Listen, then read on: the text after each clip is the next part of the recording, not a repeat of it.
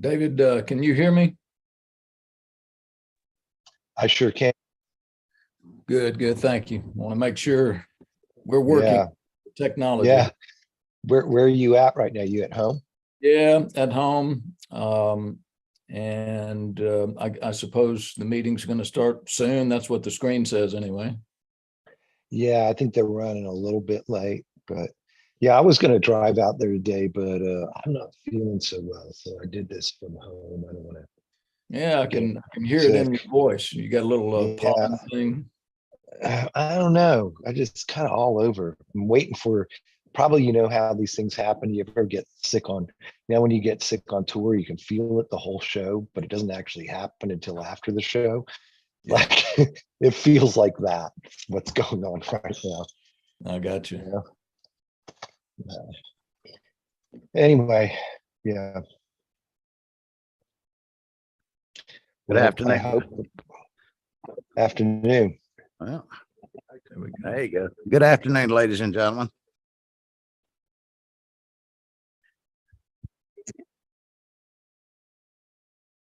Good afternoon, ladies and gentlemen. We have a quorum in attendance for the House Regulated Industries Committee meeting. We've got 3 bills on the agenda today.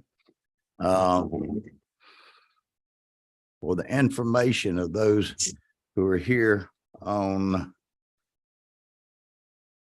HB 398, because the subcommittee ran out of time, there were some people that wanted to give testimony. So we're going to have allow brief testimony on that bill for the committee today. Chairman Washburn, Vice Chairman Washburn here. If I might, would you like to run the committee for a minute? I'm going to present the first bill, get it out. Y'all heard that plenty of times, so I'll relinquish the chair.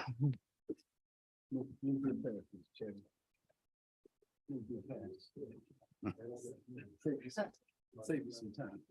All right. Got my eye on you. I'm telling you, I'm watching you. I thought your chair was asking me to hold that chair, but I understand. I'm only slightly offended. Where we at on that?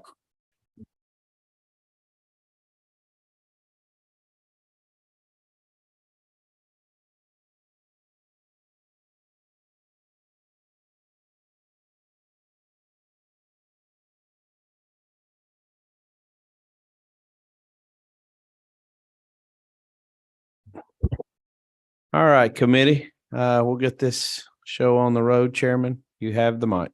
Thank you, Mr. Chairman, and ladies and gentlemen of the committee. I feel like I presented this bill so many times, I ought to know it by heart, and I probably do. Bring to you today HB 353 LC 2805H7S. This bill came out of the subcommittee last week. I've discussed this a lot of times. This deals with our COAM industry in relation to the Georgia Lottery that has oversight to this. The bill you have before you today may be changed somewhere along the process if specific language can be put into place. A lot of y'all know that are familiar with this industry. We know that it's highly competitive. We know that we have a lot of masters that are competing for a lot of the location owners, which makes it problematic as such. But in this bill, this allows gift cards for redemption, non-cash redemption. Remember, I always tell people, this is not gambling by the statutes and the Constitution, because it does not allow the paying out of cash money. This would allow that gift cards would then be presented for those people who play these cards, these games. And what this does, as I have told y'all year after year for the last 3 years, to me, the number one issue is it does away with any possibilities of a retailer paying out of cash money. Probably the biggest complaint we've had over the years. Secondly, it will be a windfall, as I suspect, not only for the retailers and the masters, but also for the Georgia Lottery Commission. When I had presented this bill earlier to higher ed, the question came up about raising taxes, something that I have a real heartburn about. But At that point, my suggestion was that once these, if this bill passes and the gift cards go into effect, then you would have a 12-month period to look to see if there's a real desire to raise taxes, because remember, the lottery will be the biggest beneficiary of all. Increases the value of the prizes in the Class A games. A games are what we call the kiddie games, the crane games and things such as that. Right now, they're limited to $5. They've been that way for probably 100 years. Those are the things they can raise those prizes to $50. And I don't know what kind of watch you can buy for $50 to let people bait them in to try to grab it with a crane claw, but that's what it does. This offers entities protection under the Administrative Procedures Act. So the members of this committee, y'all sat through the, about a month ago, y'all sat through the lottery oversight meeting. And I think every member on this committee realized at that point there were some issues that were going on over there. And most notorious of all of that was that there needs to be more scrutiny. Things need to be done under the Administrative Procedures Act over there. Sunshine is a good cure-all in sanitation for everything that happens in government. This exempts certain veteran organizations from the 50-50 rule. Back 20 years or so, we adopted the 50-50 rule that if you were going to have these COAM machines in your location, you got to have at least 50% of the revenue comes from something other than COAM machines. This doesn't work very well for your military, your fraternal organizations, your American Legions, your VFWs, your AMVETS, fraternal organizations. This would allow them to bypass the 50-50 rule to have them in their locations, which would be a benefit to these fraternal and historical organizations. Frivolous as it may sound, we added billiards and dart tournaments. One of the rules and regulations that came out of the lottery was that some of the locations that had darts and billiards, and while it sounds frivolous, pool tables also classified as a Class A because they're coin operated. So it will allow those establishments to have tournaments. Basically something that goes on in the rest of the free world, the competitive spirit of darts and billiards. This requires a public auction for any assets. Y'all may remember that we talked about that during the oversight meeting, that the difference between a revocation and a non-renewal created a situation where, under the threat of litigation, they allowed a company that had been basically scrutinized with some major infractions to basically sell out their proceeds without going to a public auction. The lottery lost a major source of fines to that, and the perpetrator of that basically took a 5-year suspension to be out of the business. This requires that from now on, that if there's any infractions or anything that after a period of due process of the legal system, that if there is for any cause that someone is put out of business, that they'll have to be auctioned off and not steered to sell their property somewhere else. Something is fair and something needs to be done. And that's something that's very necessary in this bill. Provides for marketing under the provisions of the Lottery Corporation right now. Masters that put these machines into these various locations, they're not allowed to even put up a sign to tell people how to play, or the most important thing, to always remind them it's a non-cash redemption. When you have these game machines, they also need stools or chairs or something to sit in, mats on the floor and things like that. This would allow those type of minor things that allow that to happen. And that's something else we need to do. And then last but not least, this provides protection against frivolous litigation. We have some of the masters that have to keep contracts up. They have filed lawsuits to keep some of the retailers in line. This basically says if they're deemed to be frivolous, then there would be a disgorgement process if found in favor of that location. They would then lose, the frivolous party would then lose their money that's been involved or has been collected at that time. I don't want to belabor it. I'll be glad to go over it section by section for any member that has a question. And if not, I'll stand for questions, Mr. Chairman. Let's see what we got. Yes, we got number 28 question. Well, this is, yes, sir, this week. Chairman Powell, tell me, go back to the portion about removing the 50/50.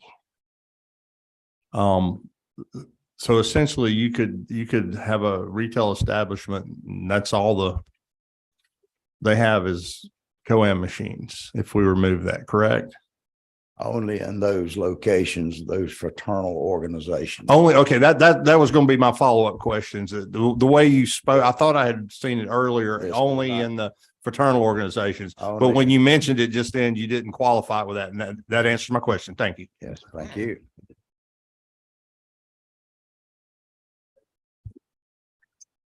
Thank you for recognizing I'm number one, Mr. Chair. Number one in all of our hearts. That's right. My question is just because I'm new and I don't know any better. Didn't we do the gift card thing in the past? There's if you remember when the lottery made their presentation, they've had an experimental or a trial program with a gift card, a lottery gift card. Now that's taken 2 years in the making. You may have heard, you might remember during their testimony, they did talk about what a success it was. Mhm. And now we want to move it on to the step to make it universal statewide. Any gift card that can purchase anything that's lawful. Thank you. Thank you, Mr. Chairman. Mr. Chairman, thank you for the hard work that you put into this legislation. There are a few of us like me that come from local government and can remember back during the days when you would see some of these machines in the back of stores, in chicken houses, under garages and in these places. And this whole organization there was operated kind of in the dark. And by working with the industry and bringing some credibility, accountability, and most importantly, oversight, this creates a tremendous amount of revenue for the lottery. And by working through this, we have brought some credibility and accountability and oversight. And I just want to thank you because I remember what my community looked like out there in West Georgia and these places and all this stuff that was going on with this illegal gambling. And I appreciate you staying in the fight with this. And I want to thank you for those comments, not just for myself, but for a lot of the others. To the committee members, y'all may have heard this, and if I'm redundant, I apologize. This industry has been, at certain times, it's had a dark spot, as Chairman Collins has said. Back 20 some odd years ago, this business was almost put out of business because of the video poker industry at that time. There was very little control at that time. Video poker became an issue. Quite honestly, if you look at this committee has been active over the years where we see the polls that are run about how many people who actually want to vote for the right to have a casino or whatever. So that should tell you no more than the success of this industry. People like to game. They like to play these games. They like to do whatever they want to. But 20 something years ago, it had gotten so far out of hand. There was little respect for the law at that time. And this industry took a major blow. It was almost put out of business during the Barnes administration. It came back over a period of years, over the last 20 years, with a lot of rules, regulations. Make no doubt about it, there's still people who will try to do anything they can that's illegal, but most of that's been hemmed up. These machines that you see are tethered to the lottery. So the lottery knows everything that goes on with them. There's no cash money per se. The retailer takes the money out of the machine and has to deposit it into an account the same way they do lottery proceeds. So that's done a lot of that. This takes it to the next step. If anybody that has any wish to try to circumvent the law, this goes next step because they would absolutely be insane to pay out cash money. And that's the gist of this. Cleans the industry up. And as I had said earlier, anytime that you have money in this volume, there's always some form of greed and corruption that goes on. And that goes further than just the operators of the companies. We have seen a lot of the rules, the regulations, the inconsistencies in the enforcement. Y'all may remember the story I told about a small mom and pop company. Now, these COAM masters aren't just the bigger ones. You've got big ones, you've got mid-sized ones, but you have a tremendous number of the small ones that I call the mom and pops. And y'all may remember a ruling that I took odds at, where a small master, family-owned master, had created a LLC to allow one brother to advise his brother, not to be a part of that industry or part of the company, but just to advise on business affairs. And they were slapped with $100,000 fine. And thanks to the president of the Lottery Corporation, brought it down to $30,000. I still thought was tragic in my mind, because we have to understand, government has got an obligation to work with the businesses in the state. As Chairman Collins had said, remember that this industry, these COAM games, are the fastest growing revenue source for the Georgia Lottery. Last several years, they've been upwards of 140 some odd $1 million of the 10% that the lottery, the highest taxed industry in the state of Georgia right now, between license fees, machine fees, application fees, and the 10% that comes off the top, is the fastest, highest tax and fastest growing revenue for the lottery. Thank you so much, Chairman. I don't see any further questions. We do have a couple of folks that want to speak on the issue. We'll invite Mike Griffin to the stand. I would like to remind the chair that this committee does not take testimony, and if you're going to do that, limit it, because we've got a full agenda. Sure, I I'm agree with that. speaking as the chairman of the committee, but it would have to be a short one. I do have an amendment that I would like to propose. All right. If you look on line 129.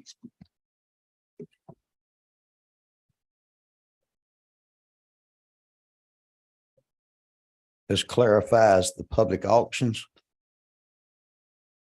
And if you would look at the end of auction, put a period and strike for the sale of such master license.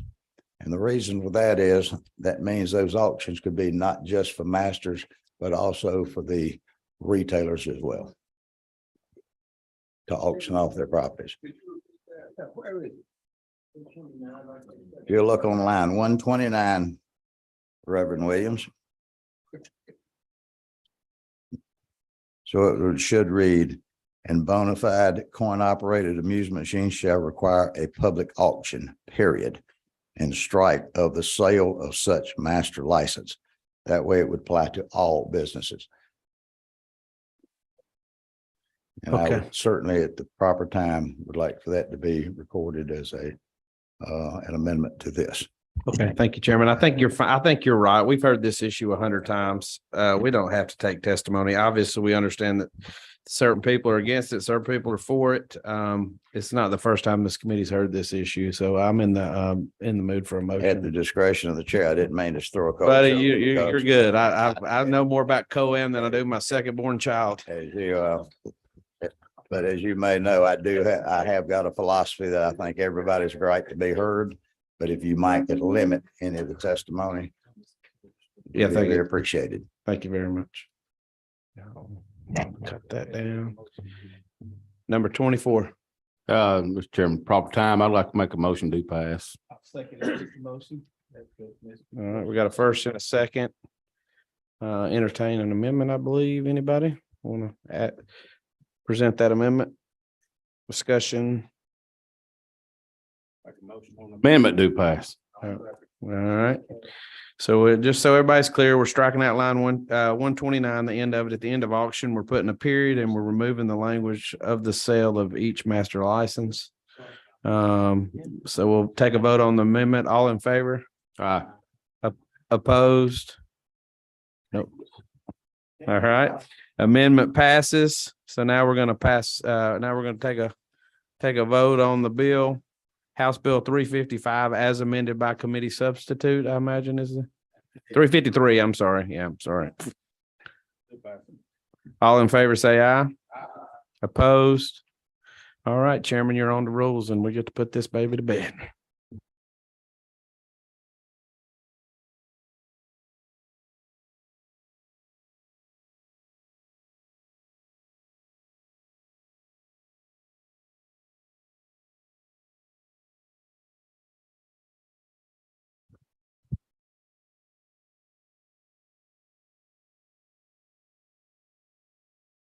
Thank you, Mr. Chairman.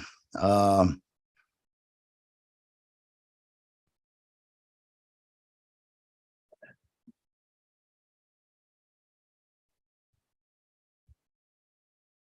this time, I want to call Chairman Deloach.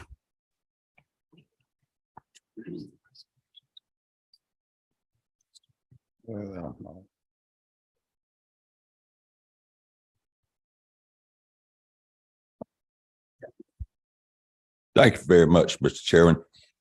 If I might begin with a little bit of background that will help you to understand the problem we're trying to solve.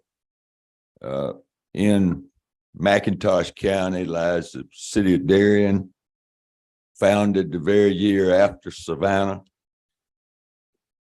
Also in McIntosh County lies a little over 66,000 acres of incredibly valuable land that is owned by the state of Georgia. Beaches, riverfronts, marshes, lands that would bring millions of dollars in tax revenue if it were privately owned, but it isn't. It's owned by the state of Georgia for conservation purposes. They continue to buy more today, and we're happy to be the county in Georgia that is the conservation county. There are a couple of counties in this state that the state owns about 20,000 acres, but none where anywhere close to this. The result is there's hardly enough tax money to even operate a government or schools, or much less try to provide any added benefit for citizens of McIntosh County, or give a business a reason to come there, or give people a reason to move there. So, in the most recent census, McIntosh County is the only county on the east coast of the United States that lost population. And I think that's a direct result of the county having to operate with such limited revenues from property taxes because of the state ownership. Several months ago, the county attorney approached me and said, Representative Deloach, they play bingo every Wednesday night down at the Presbyterian Church. Why can't we have in McIntosh County, why can't the county operate a bingo game to try to replace some of the revenue that we lose because of the state's ownership? Now, you got to understand the land that they own, the county receives absolutely no economic benefit from the state's ownership. It's not like the state brings something there that somehow we get more revenue from it. Out of that conversation and working with legislative council and talking to a number of people, this bill is the result. And I want to tell you briefly exactly what the bill does. And then if you want to go in detail, we will do that.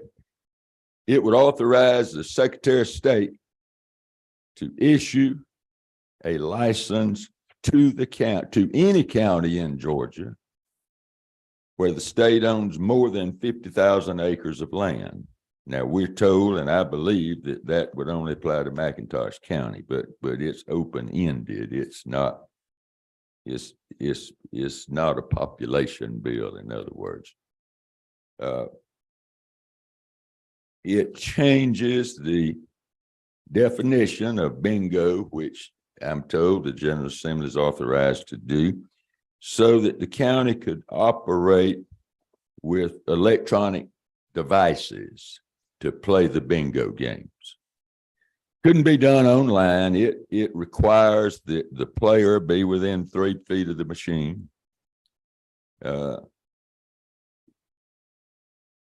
And we hope that with this legislation, we could bring people into the county that would take advantage of the few things we do have to offer. We have plenty of people that operate boats that know how to take people fishing or boat riding or go to Blackbeard Island or all those things. That's what we're trying to do with this bill. And if you have questions about the particulars, I'll be glad to try to answer them. And then, Mr. Chairman, if it pleases the committee, I would like to encourage and offer one amendment that straightens out one little snafu I did not catch from Legislative Council. All right, very good. I think you were about as eloquent today as you were at the subcommittee when I overheard that. I think that came out of Chairman Carpenter's subcommittee, and I think you explained it. Thank you, very Mr. well. Chairman. I do the very best I can for those folks in Liberty County that so desperately need some help. Very good. All right, to the committees, you'll be working from the original bill, because I wait, this came out. There was no changes in the subcommittee that I understand. So you'll be dealing with the original bill of House Bill 473, LC 472233. Correct. And I think there is a couple of snafus that need to be corrected in here. That being said, number 28. Thank you, gentlemen, Representative Deloach down here. I have a question and then a more serious question. Is it true you were the first mayor of Darien? No, but I'd be very, very proud if I had that privilege. No, I appreciate, I appreciate my friend. No, it's a serious question. Obviously you talk about the state-owned property, but and so that's not on the tax roll, but it also doesn't require services. So my question is, what is the millage rate that the county charges its citizens down in McIntosh? I can't tell you exactly what it is now, but I can tell you the school millage rate is what's required in order to qualify for the equalization. So their millage rate is compared with others in the state solves that problem. I think you understand what I'm talking about there. The 5 mil share. And I won't debate the bill with the gentleman, but I think I have spoken with him and isn't it true that my concern is that we're looking, for a low hanging fruit of a way to match a county budget and possibly a school board budget. And the fear I have of this is one county today and more counties later on. And I fear its impact on the Georgia Lottery and the Hope Scholarship.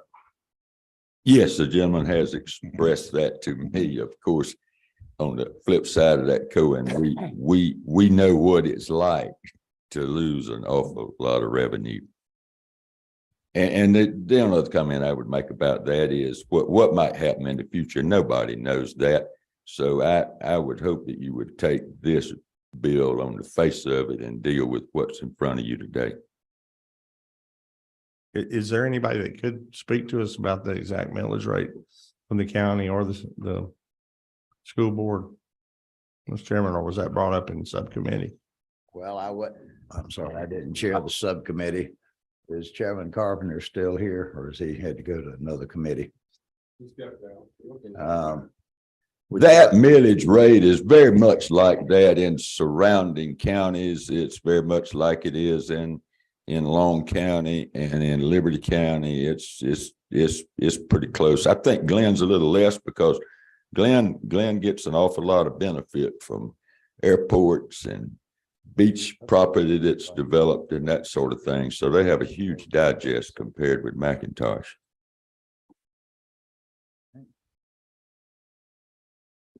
Chairman Martin, is there any other questions? No, sir. All right. Chairman Dubnik. Thank you, Mr. Chairman. Chairman Deloach, so I too share some of Chairman Martin's concerns. Do you know if there are any municipalities, cities or counties that are operating bingo in the state of Georgia currently? No, I don't believe the law in the state of Georgia authorizes any governmental entity at this point to operate a bingo game. So this would be the first. It would be the first, and it would appear that it's qualified in such a way that it would be the only. Okay. If I may follow up, you mentioned that this would change the definition of bingo to allow for electronic machines, electronic bingo. Does that in any way impact good, bad, or otherwise, any other bingo operations that are occurring? If we're changing that definition? I wouldn't think so. I've never had any indication, or nobody's ever mentioned to me that it might do that. And final question, was this an idea? Did I understand you correctly that the county brought this to you as their idea? Yes, the county attorney came to me and said, would you help me explore this? Would you go to legislative council? Can we talk about this? Can we find a way to help McIntosh County? So I'd like to make a comment to the gentleman, and please know that it's not directed at you in any way. But I'm struggling to understand that a county on the eastern seaboard of the United States who is struggling with their tax digest is turning to the Georgia General Assembly to change bingo laws, and that bingo is a possible fix for a tax digest. Mr. Chairman, again, with all due respect, that is not directed at you. I'm just struggling mightily to understand that that is our only fix for one of our coastal counties. Thank you for that question, and let me see if I can help you understand that. In 1963, the General Assembly of Georgia enacted legislation that authorized the county, any county, where the state owned more than 20,000 acres, to build the forestry department.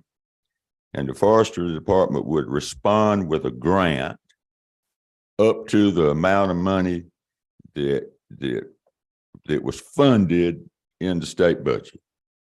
I've begged for it since 95. Others have over the years, and there has never been one dime put in the budget for that to respond. So that's where we are.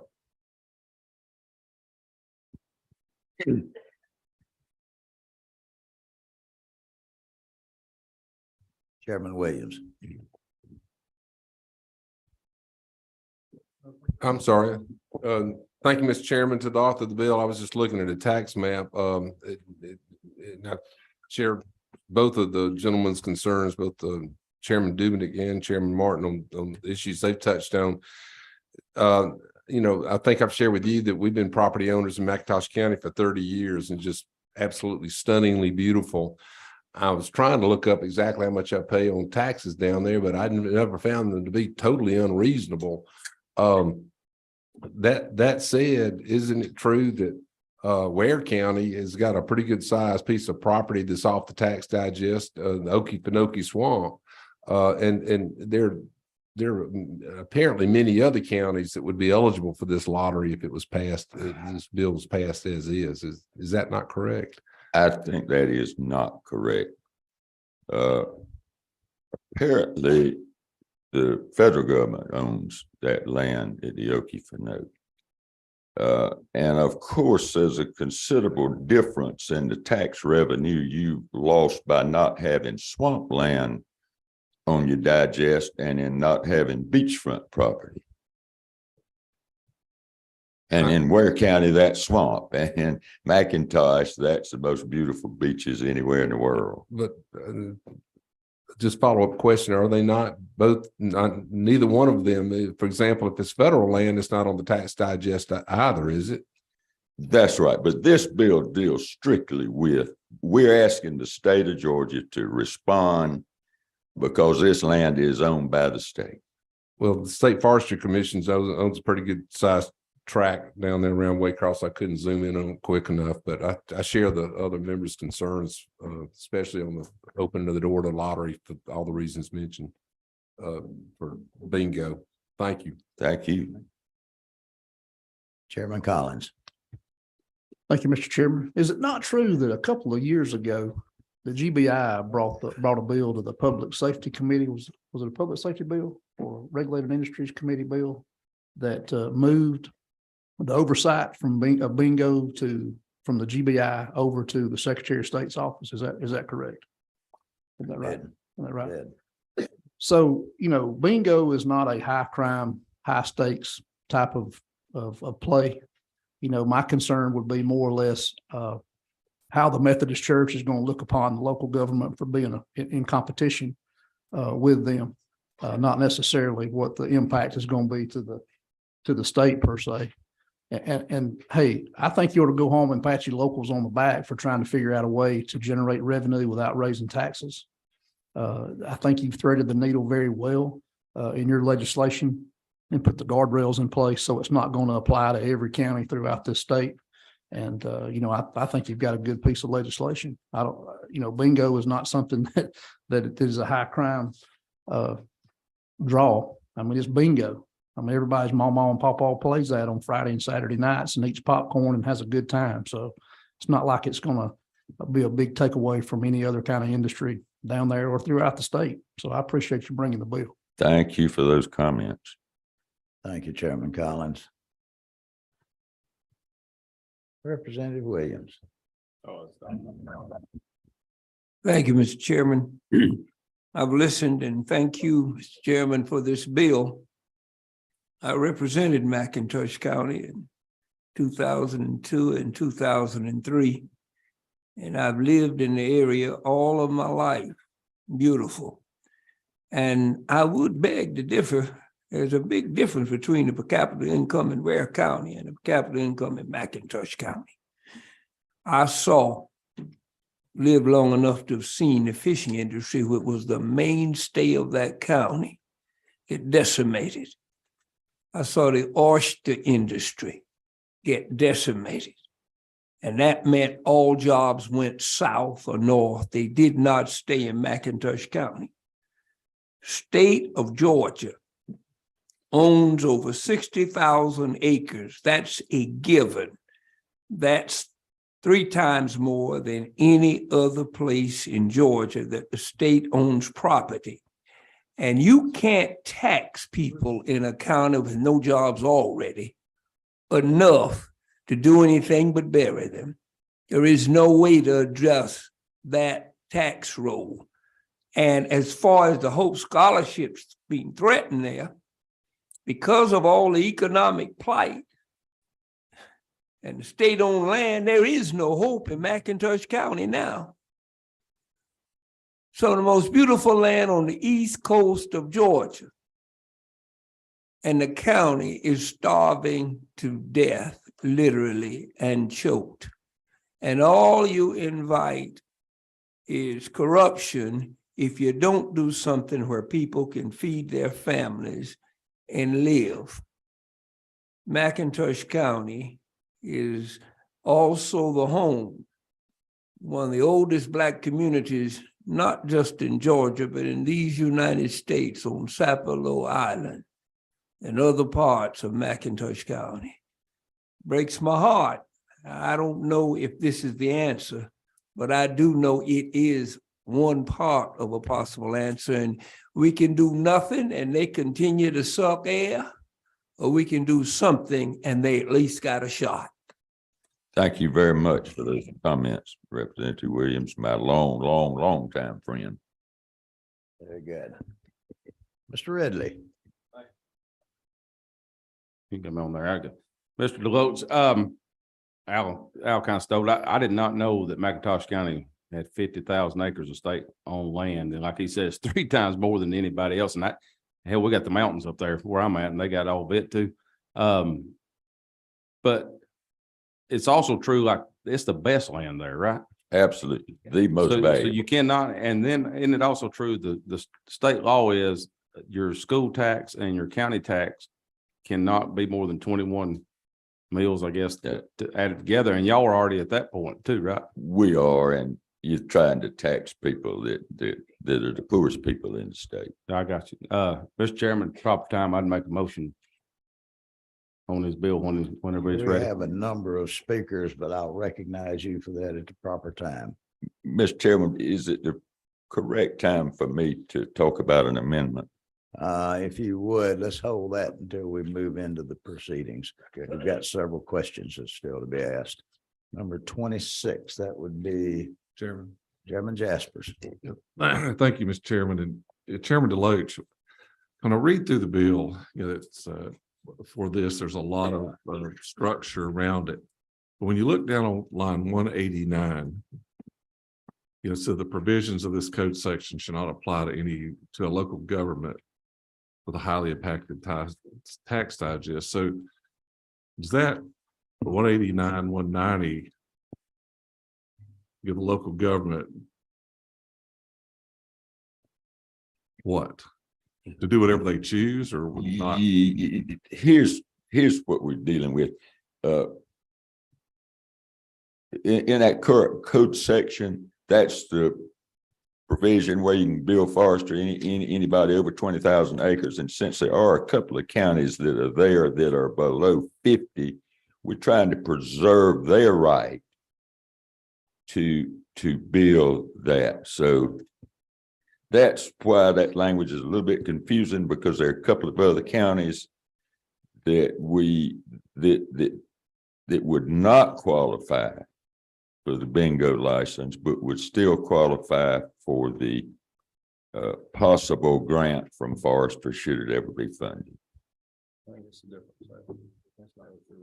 Yeah, I think the section 5, I guess it's referring back to section 4. We're talking about paying consultant fees and things that do revolve around bingo.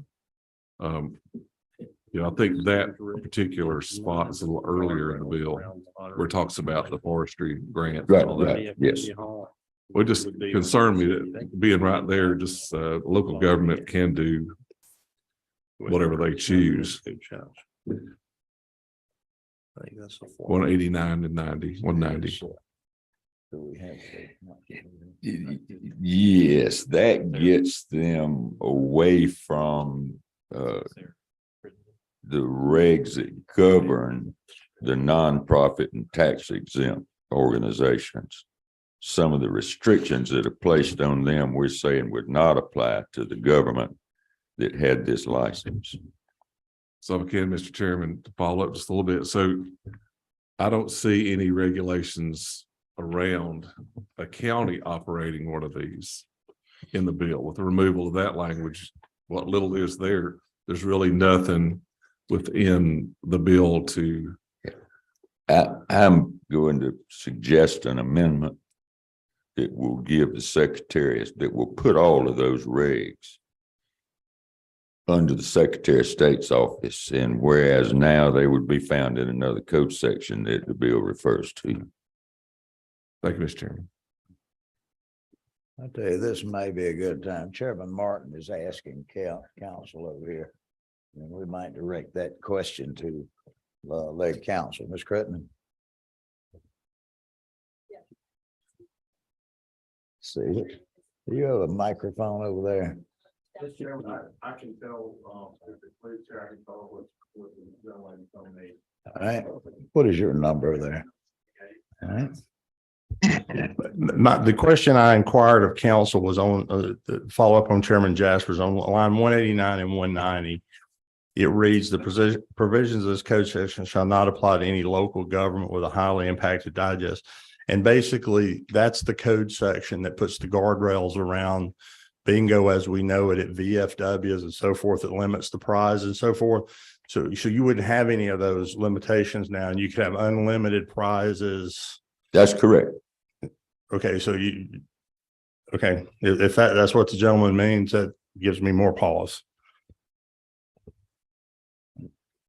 I had a, for when it gets to my time, I'll press my button again. I had another question for later, but That's all right. If you got a question, you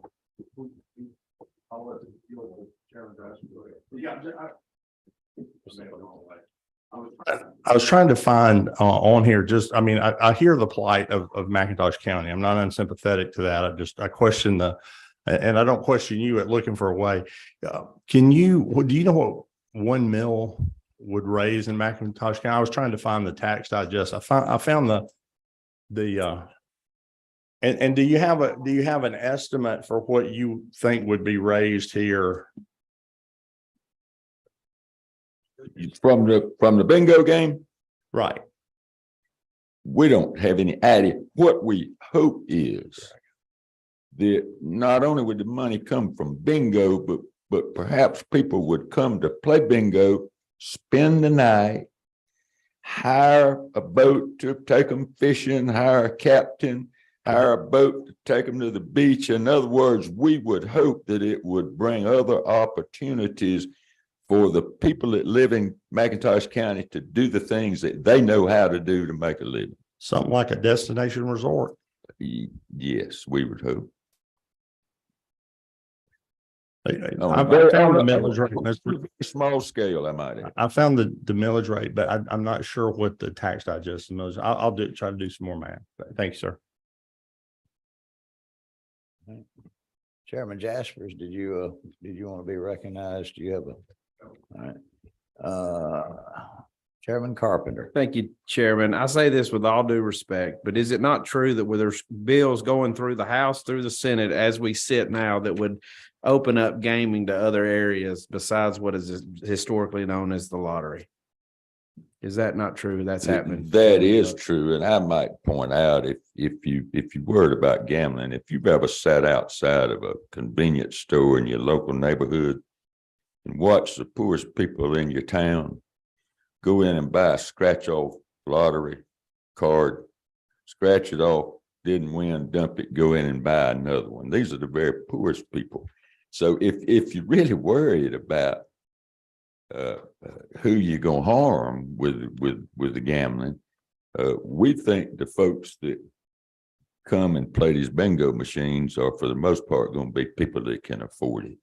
It follow question, Chairman. Is it not true that it would be, is it not fair as a to apply the benefits, not just to college education, but for the people of McIntosh County to enjoy the benefits of such a game? Is that not, would that not be reasonable? I think that's reasonable, yes. Thank you. Let's see, do we have any other? I don't see any blinking lights up here. Bingo. Yeah, exactly. All right. I think this would be the proper time. Do you have your amendments prepared? I can tell you what they are. If you look on line 115, what we want to do here is make it clear that all the rules and regs that govern this bingo game will come under the purview of the Secretary of State's office and nowhere else. And in order to do that, on line 115, where it says section 16-61, there's a comma. After that comma, we would strike the balance of line 115, strike all of 116, strike 117 and all of 118. And after that comma, we would insert the Secretary of State shall also promulgate rules and regulations to establish standards for the operation of electric bingo machines. Could you repeat that, please? Yes, sir. I've got it. The Secretary of State shall promulgate rules And regulations to establish standards for the operation of electronic bingo machines.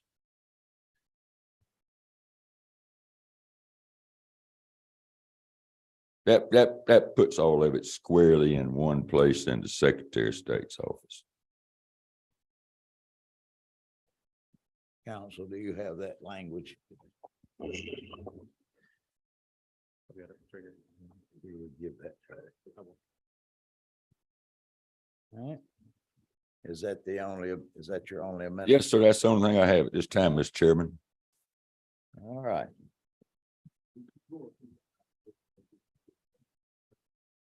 Yeah, we'll get council to do that once we get it on the table for amending.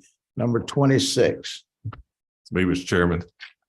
At the time, I'd like to, for discussion on that amendment, I'll just go ahead and do it, just my ideas on that. It seems unusual that, you know, when we regulate COAM, as the bill you just did, we regulate the lottery. But that means that we write the regulations in this room.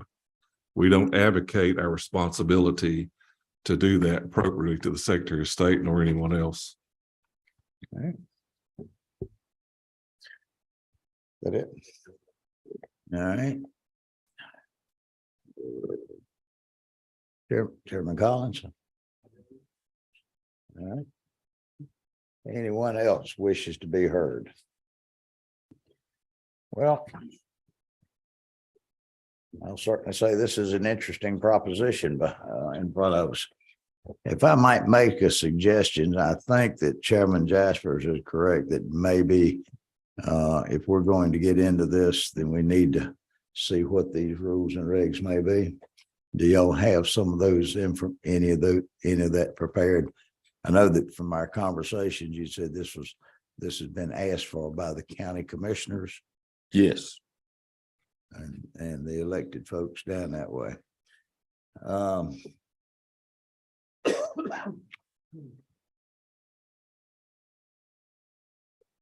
Representative Chairman Collins. Can I say again, are we talking about something I don't understand? We're talking about bingo here?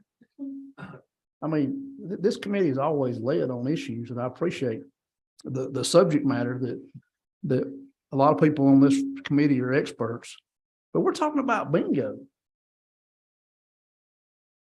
It's the will of the committee. So, number 18. Representative Viner. Thank you, Chair.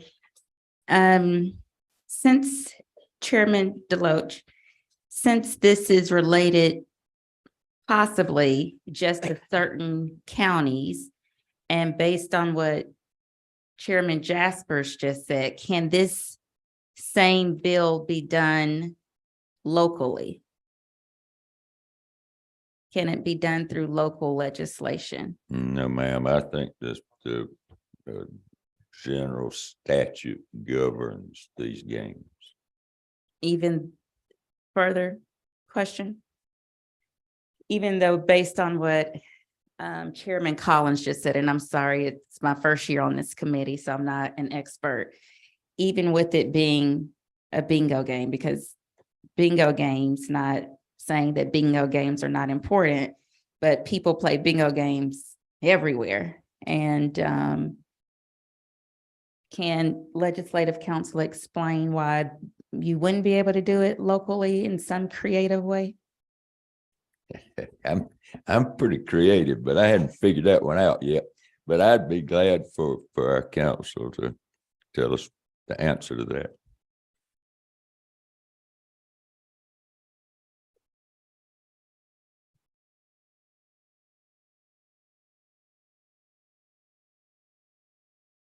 While council is looking, I'm not sure that she's looking fast, but you probably just scared the duckins out of her to make that observation. Move on to Chairman Martin. Yes, sir. I mean, I'll direct this to the chair or to the gentleman. I just want to make, because we keep saying, are we just talking about bingo? I mean, the way I look at this, we're talking about something, just reading the words on paper.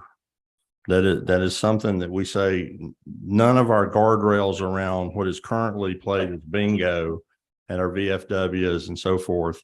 None of those rules apply to this. Gentlemen acknowledge that was what it was effort was. Then you go to line 48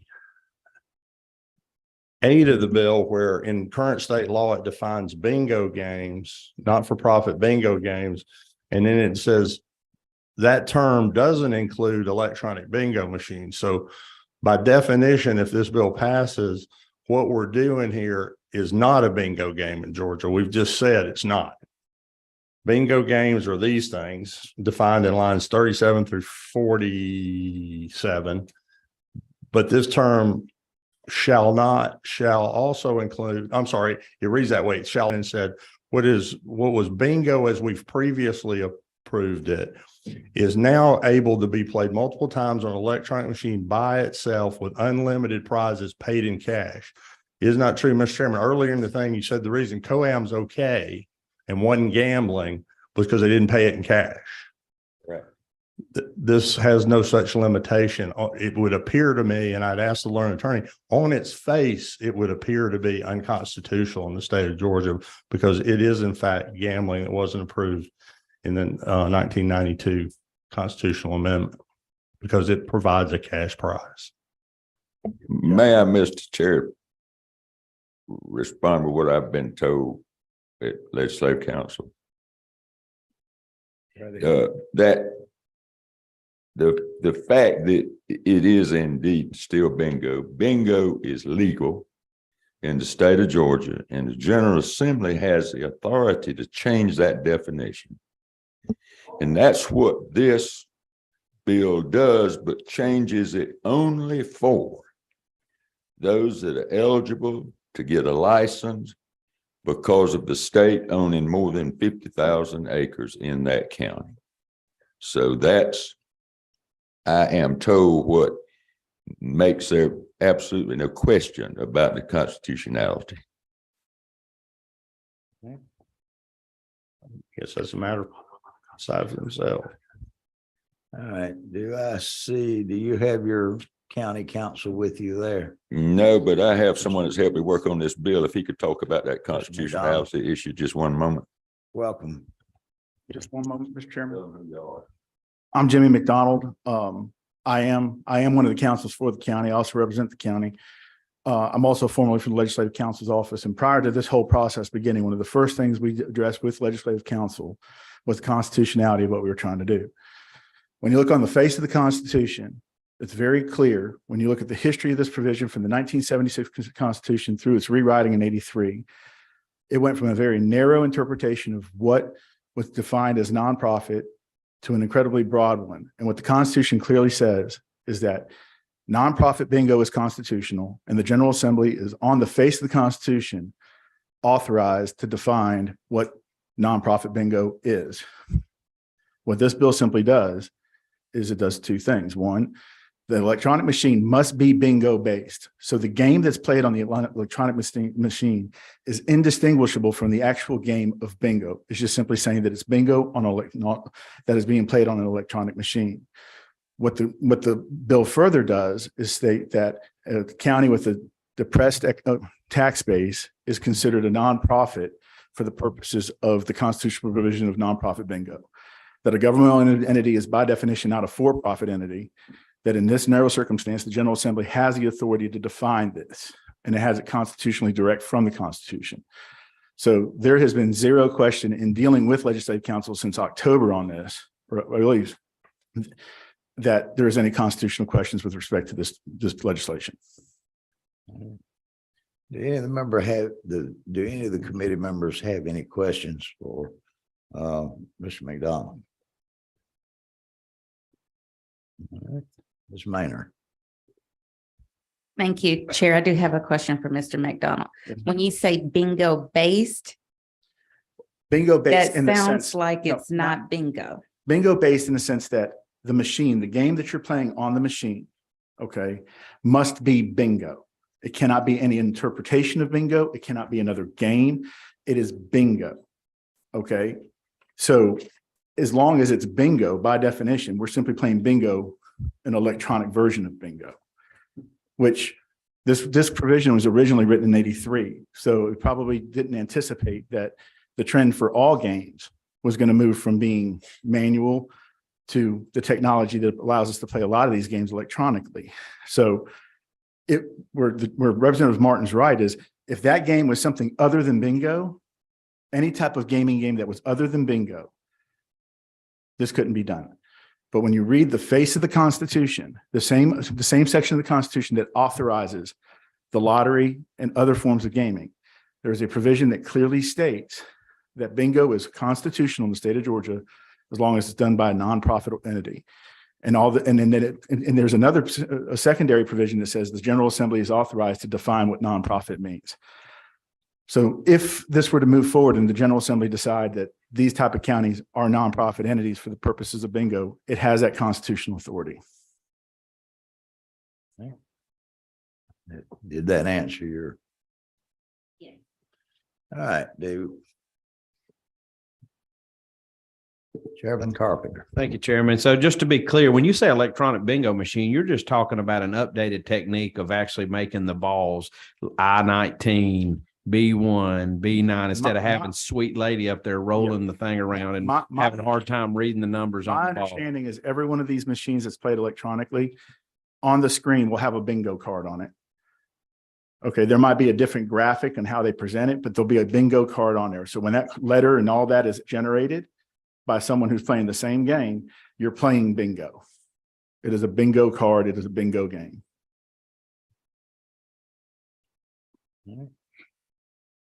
Chairman Williams. Thank you, Mr. Chairman. Just a quick question, just for clarification purposes. Is this a machine? I understand that a random generator, number generator, but could software be changed very easily on these machines to have another game of chance on them?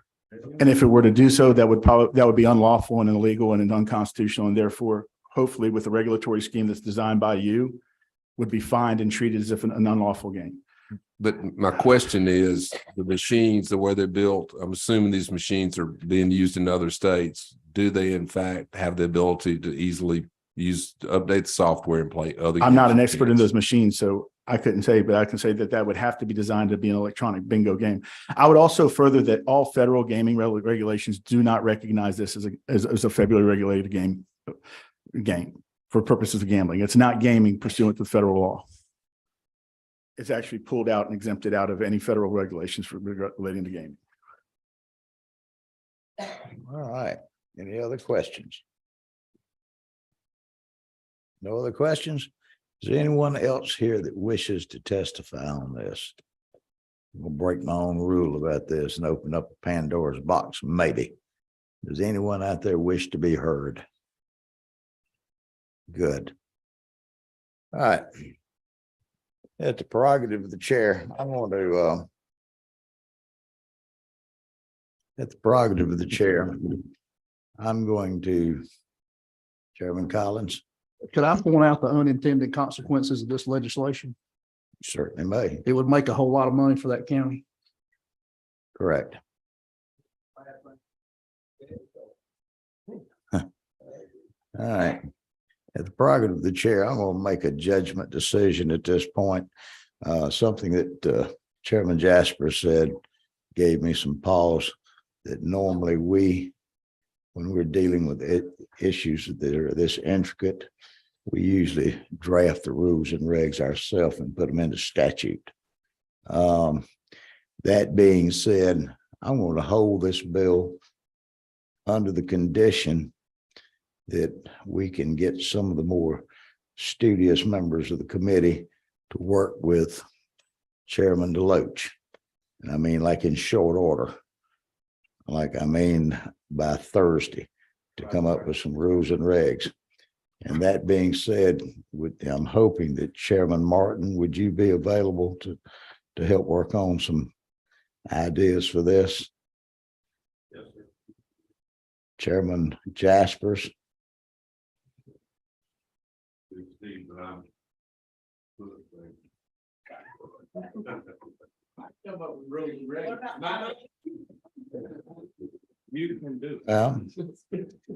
Well, then, Chairman Carpenter. Let's see. Chairman Williamson. Would you have an opportunity to work on some rules and regs for this? Very good. That's 3. Chairman Ridley.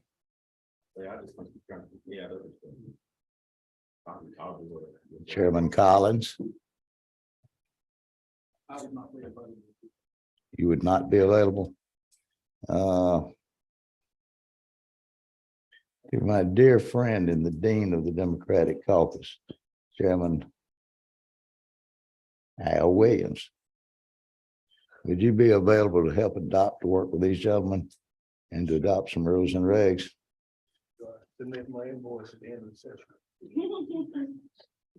And last but not least, Representative Hutchinson, would you be willing to work with them on rules and regs to try to find a solution to this?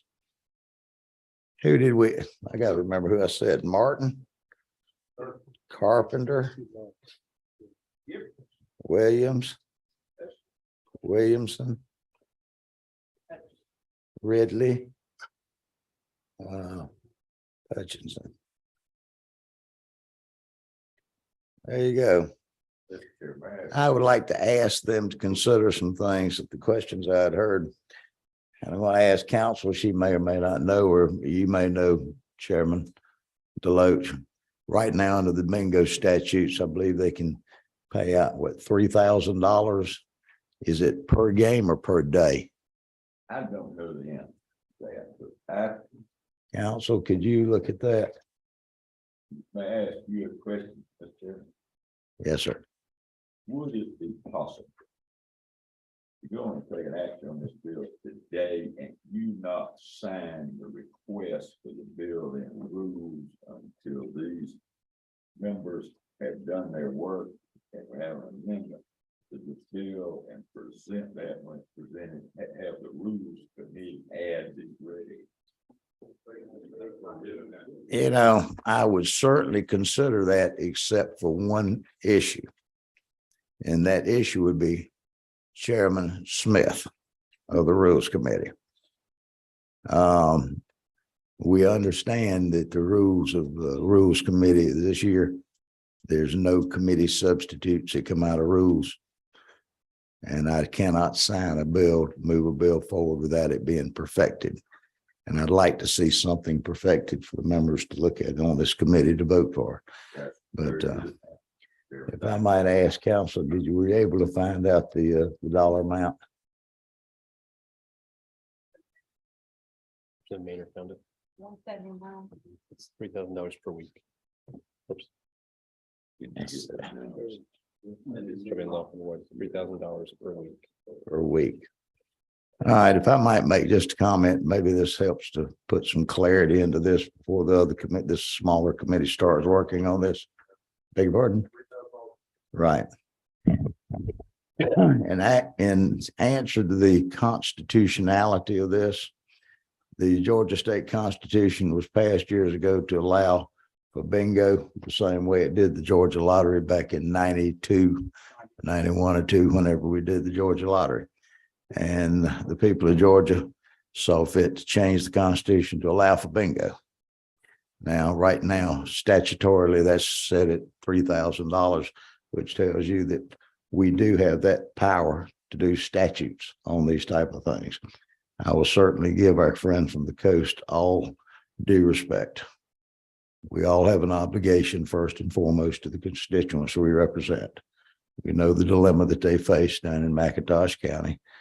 Every time I travel that 4-lane down through there, I think about that shopping center that used to be called an outlet mall that sits vacant. And I wondered to myself what happened. So we've seen the business that has come out. We also know that that's a county that has an overabundance of government-owned lands, not only state, but federal. And their tax digest is low, nor has there been any attempt to make amends to that, to those people. So I can certainly understand where you're coming at on this. I think it is an interesting proposition that every members will have to work on.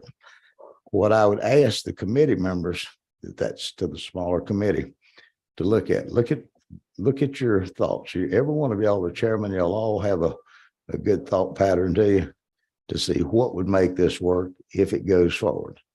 And if y'all could report back, would you say y'all could come up with a consensus of some rules and regs and things to this bill by, say, Thursday morning?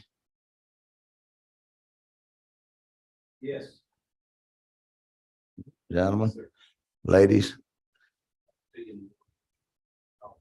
if y'all could do that, we'll move forward. And as soon as I hear from y'all, work with Chairman Deloach and his council, come up with something, and we will call a meeting back in some shape, form, or fashion. If you get it sooner than that, we'll try to find a spot tomorrow to do it. Thank you, sir. All right. Now, we have another bill that we're fixing to deal with. And I'm going to find myself having to break the rules. When this bill came out of the subcommittee the other day, there were numerous people who said they had not had an opportunity to testify. So right now we have before us, all right, we have before us HB 398. Representative Hilton, if you'd come forward, identify the substitute that came out of the subcommittee. And I'm going to give some rules for this. There were a number of people that wanted to be heard that couldn't be heard the other day. Out of respect for the committee, those of you who had already been heard the other day, forever hold your peace. Let's move to the ones that did not. There's been a sign up sheet. Apparently a good many of y'all.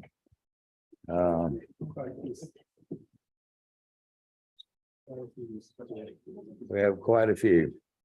If there's any possible way, can you identify how many people we have on this list for this one bill 398? 1, 2, 3, 4, 5, roughly 5. We have 5, and I think, is there some on Zoom? How many do we have on? Is that 5 including the Zoom? No, I think there's 2 or 3. 2 or 3 on Zoom.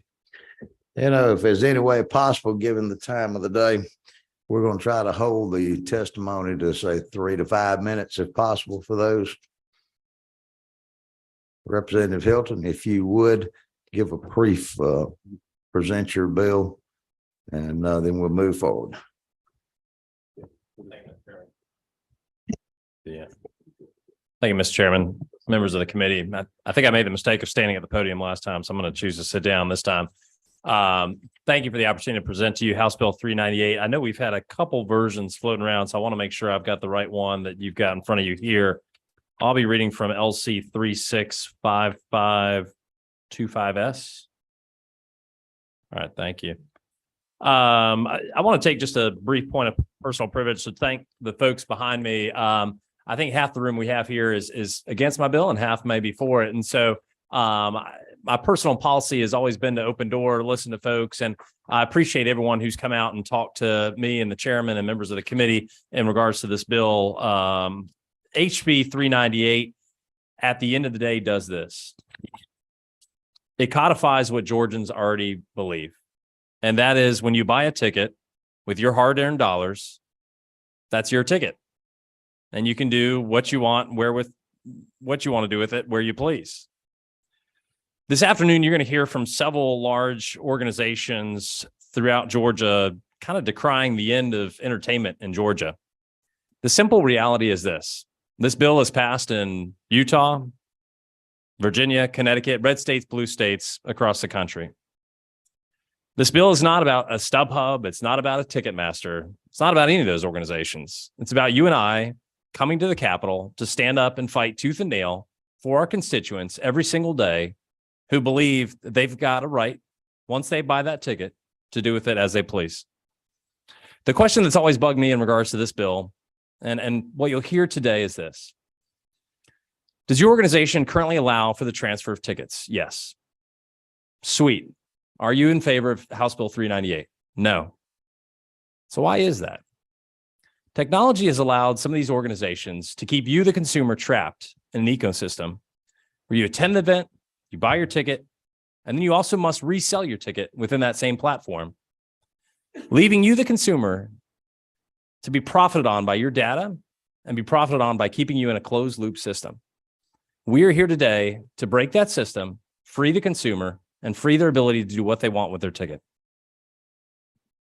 Technology has stripped away the rights from us, the constituent. Not long ago, we had paper tickets. I think many of us remember that. You had a paper ticket. You could give it to a friend. You could sell it to a neighbor. You could do with it as you pleased.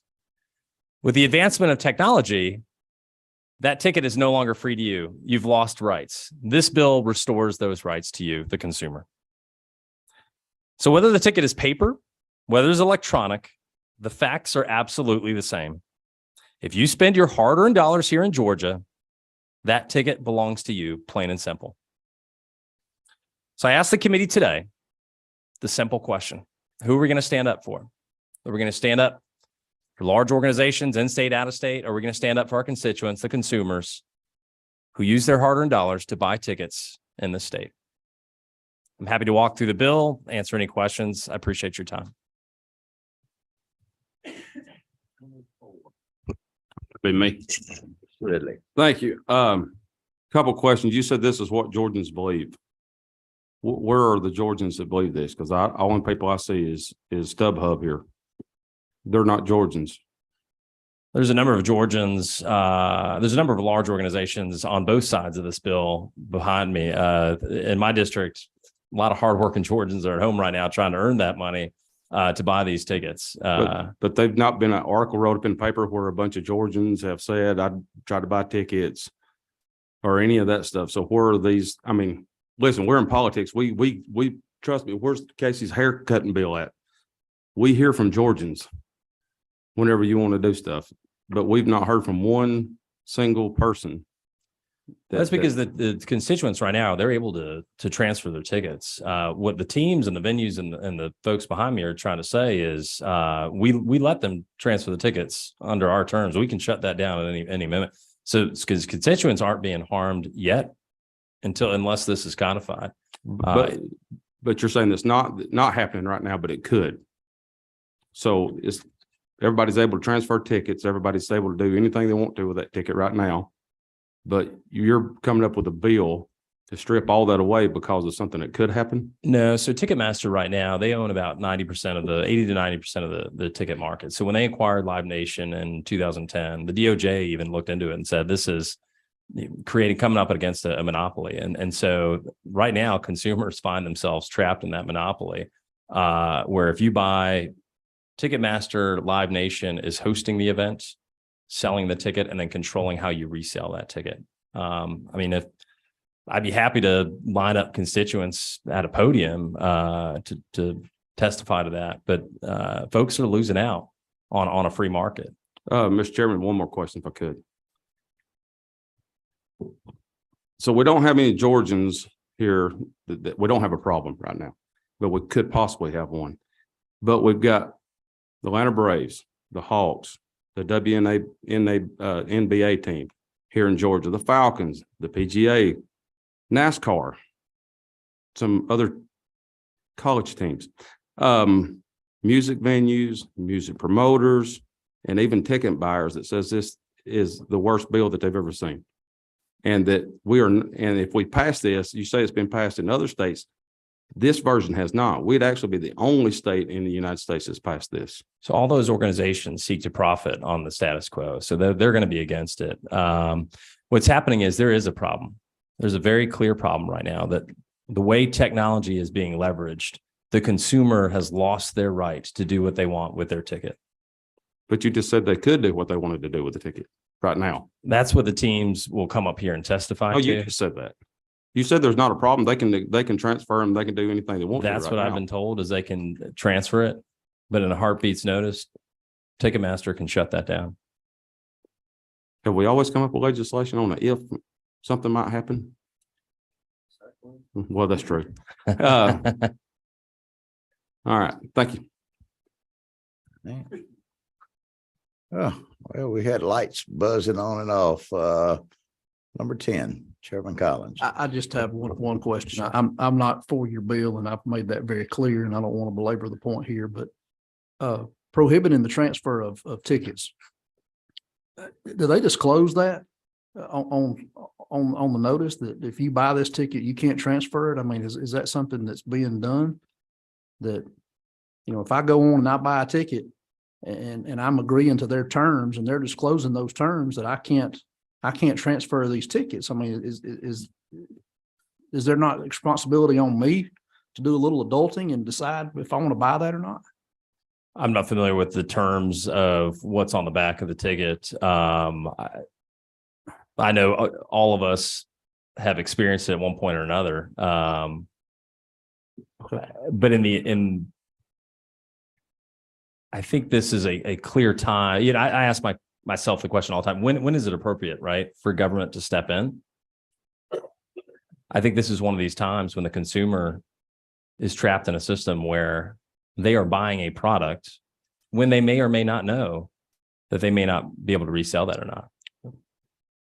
So I think it's appropriate for us. I think it's appropriate for us to step in and clarify that in Georgia, our policy position is if you spend your dollars, you have a private property right to a ticket.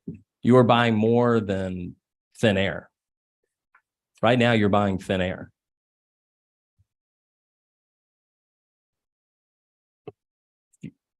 I believe the gentleman believes what he believes. Thank you, Mr. Chairman. Let's see, Chairman Carpenter.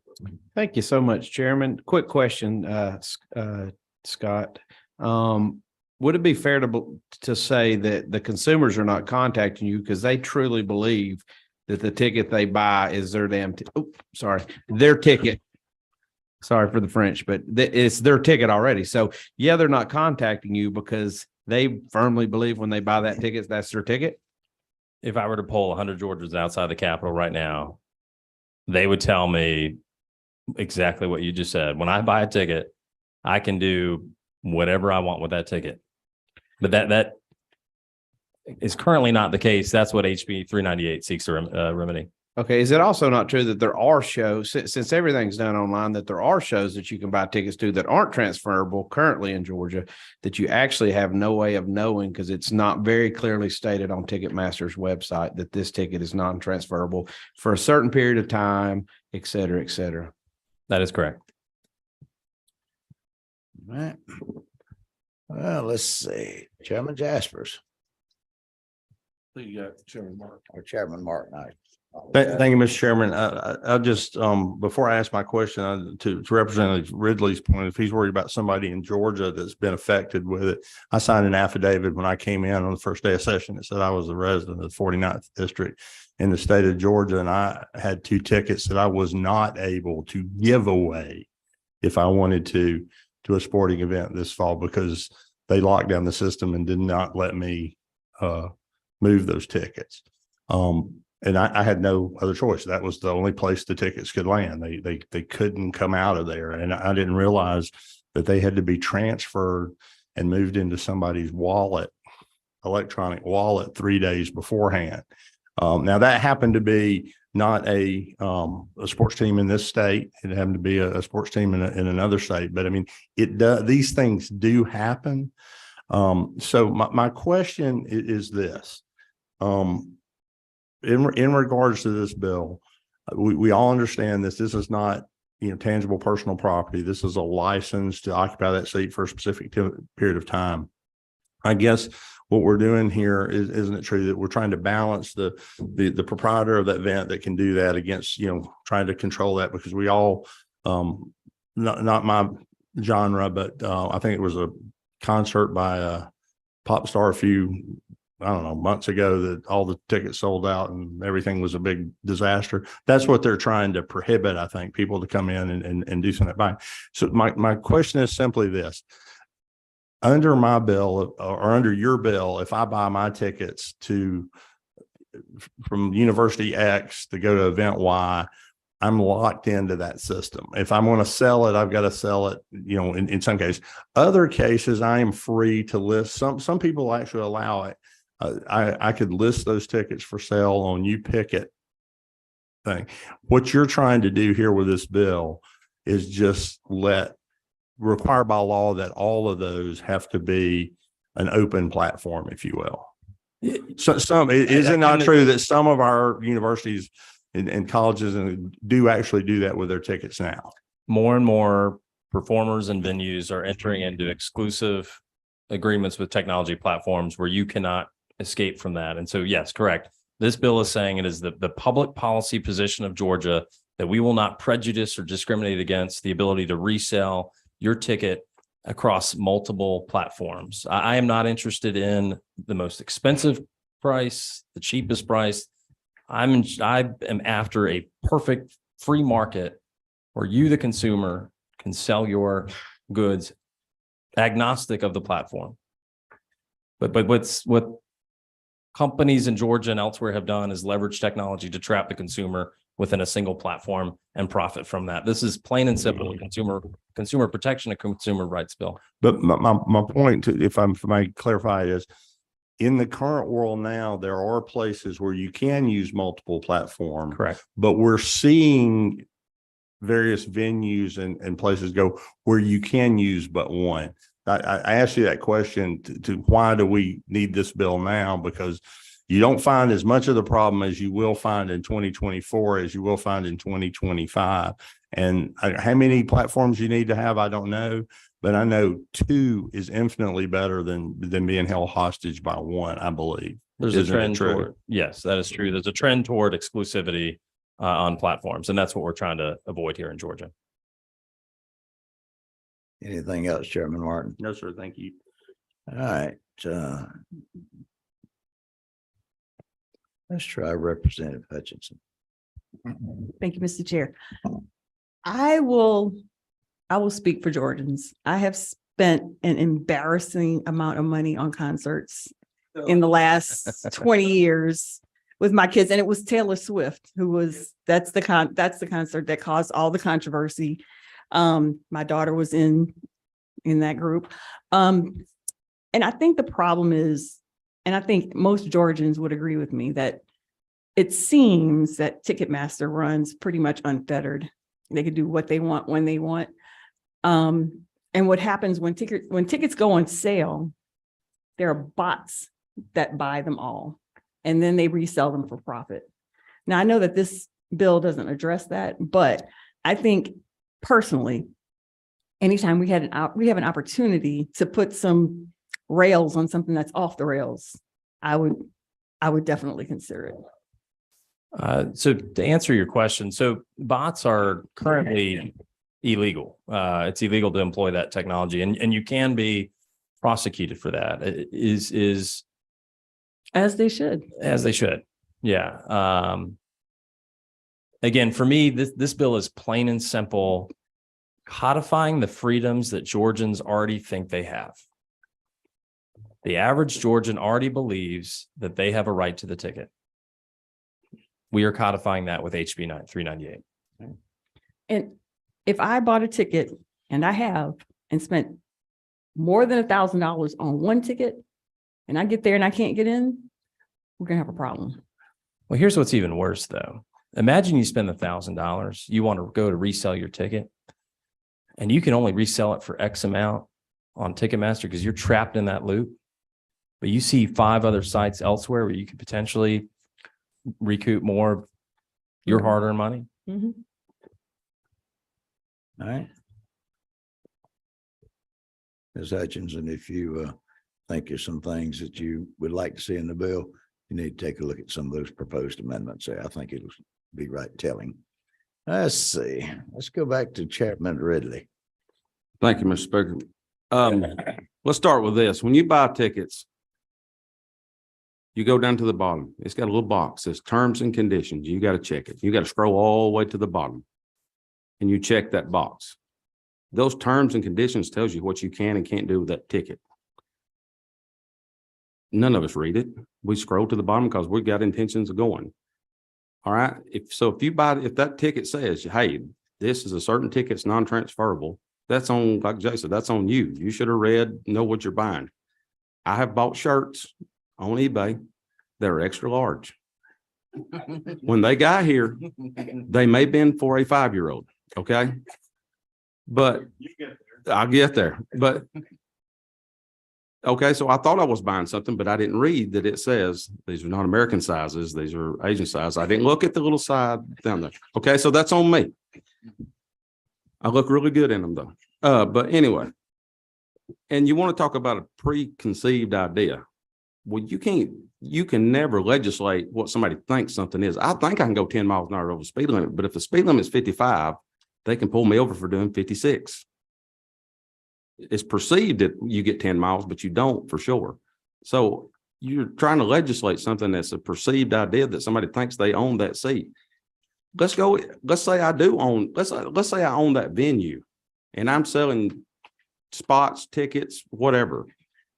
I should have a right as the guy that's invested in that to tell who can come in and who can't. You got a right, if you want to have a party at your house, to tell me I can come in or I can't. And they should have the same deal. The Chairman Martin's point down here, if you listen to what he said there in his thing, because I know the trouble he had with selling his, he said, I didn't know that I had to transfer them within 3 days. Somewhere probably in that terms and condition box, it probably said that. So and to Representative Hutchins down there may need to be some guardrails, but we're taking everything off. And I'm telling you, I've heard from Tracy Lawrence, one of my best friends. And I've talked to him. He said, you do this, it's all off, because the whole idea about using Ticketmaster or one thing is ticket count. They got to know, because that's how they get paid. They get money off every ticket that's sold. That's how they buy concessions. That's how they know what merchandise to bring. They passed this bill in Ohio. He lost his butt and he's not going back. A bunch of them did, because what happened was they put those bots, got them and put them in the cart. It looks like all these people are coming. You're almost sold out 2 weeks ahead. You start ordering food, all this stuff. 8 hours before the show, they dump them all. Well, now he's stuck. He's got too much food, not enough people there. He's trying to sell tickets. He can't do it. What? I mean, if you got a question, ask. Hey. That's exactly what he's talking about. He's saying if you sell, Gentlemen. if you buy the ticket and you can't Gentlemen. transfer it, if you want to sell it. I'm talking about the so So, okay, let's go to the resale value part of it. If the reason they're doing that is, what is all the singers complaining about? They're saying blame it on Ticketmaster because they're trying to sell tickets for $350, but they're bringing 10,000. That's not because of Ticketmaster's fault. They're trying to keep it to make it go through that platform to keep it from doing that. What you're fixing to do is open it up to everybody can do it. And you're taking the artist and the promoter that's risking everything. They're risking all the money. And you're saying, I can't even have no tickets for my family. I got to put those on here. I can't withhold any tickets. I can't hold ones for my fan club. I can't do anything. I got to make 100% of them available to everybody, and they can do what they want to with them. And that's when they're going to drive the prices up. You're doing just the opposite of what you're saying you want to do with this bill. And I've killed this thing 3 times last year. I know what I'm talking about. Sir. All right. Let's see here, number 23, Mr. Representative Smith. Thank you, Mr. Chairman. In fact, every time I had a question, really, actually asked it. The question was, where are the consumers? Are they with you today? I can't really see anybody out there in the crowd. But I guess that question was answered. There's no one here with you, correct? not that I'm aware of. Okay. And then also I was going to talk to you about the terms and conditions, but really, also ask that question as well. No, absolutely. No, perfect. But also, Let me answer the first question. Let me go back. yes. There are people with me. There are people, if you go back to your district and Will you ask- guys raise your hand? That's with him today. That's a consumer. the people that are with me are all those back in our districts who we ask, do you own a bill? Would you own a ticket when you buy it? Yes. Those people are all with us on this. To Representative Ridley's point, about the belief that you could do something versus what is actual fact. And also in the introduction of your, testimony today, you talked about the longstanding belief, about who owns the ticket. But in fact, what you guys are trying to do is actually change what's been in statute for a very long time. In fact, if we even just take a look at lines, 32 to 35, that's exactly what you guys are doing, changing longstanding law that's been codified for years. And so you talking about changing a belief, you're actually changing a law. And it's sort of disingenuous when you started the conversation by saying that. I'm trying to restore a freedom that consumers currently think they have. Oh, one last question, Mr. Chairman. Right in. Do you have an idea of when is the ticket more expensive? Is it more expensive in the primary market, or is it, less expensive or more expensive in the secondary market? Do you have that data? I would argue Braves in the playoffs, Braves in the middle of August on a 100-degree day has more of an influence on the price of the ticket than any of the markets you mentioned. All right. Let's see here. Let's go down here to Representative Maynard. Are you number 18? button. Are you number 18? No. Oh, I'm sorry. Representative Bennett. Every time I think I understand it, then I don't understand it. Let me help. So box now, is that like scalpers where entity purchases a massive quantity of tickets and then resell them at a higher value? That's illegal. Correct. If this were to pass, would that become illegal? No, ma'am. So what would prevent that from happening? Well, the bond, I mean, when this bill passes, bots will still be illegal and can be prosecuted. So the basic difference is that if this bill becomes law, that once a consumer purchases a ticket, the consumer will have the flexibility to resell that ticket on any platform that offers that service. Plain and simple. That's all we're trying to do. And so now they cannot resell the ticket unless it's through a limited market. Correct. Yes, ma'am. Mr. Chairman, I'd like to see the amendments. Thank you. Thank you. All right, let's see here. Who do we have? Chairman Carpenter. Thank you, Chairman. There was a little bit of a talk about the bill and about what it did and what it didn't do in regards to fan clubs. So I'm going to ask if the author of the bill will read lines 46 through, hold on. Yep, 46 through 52 for me on your bill, please. 46 to 42 or 46 to 52. Yes, sir. Elect not to offer tickets in a transferable form if those tickets are sold or given to an individual as part of a private event or targeted promotion at a discounted price offered due to an individual's group or group status or affiliation with religious or charitable institutions, societies, civic leagues, or organizations not organized for profit, but operated exclusively for promotion of social welfare, associations of veterans of any wars of the United States, students or groups or individuals characterized by disability or economic hardship.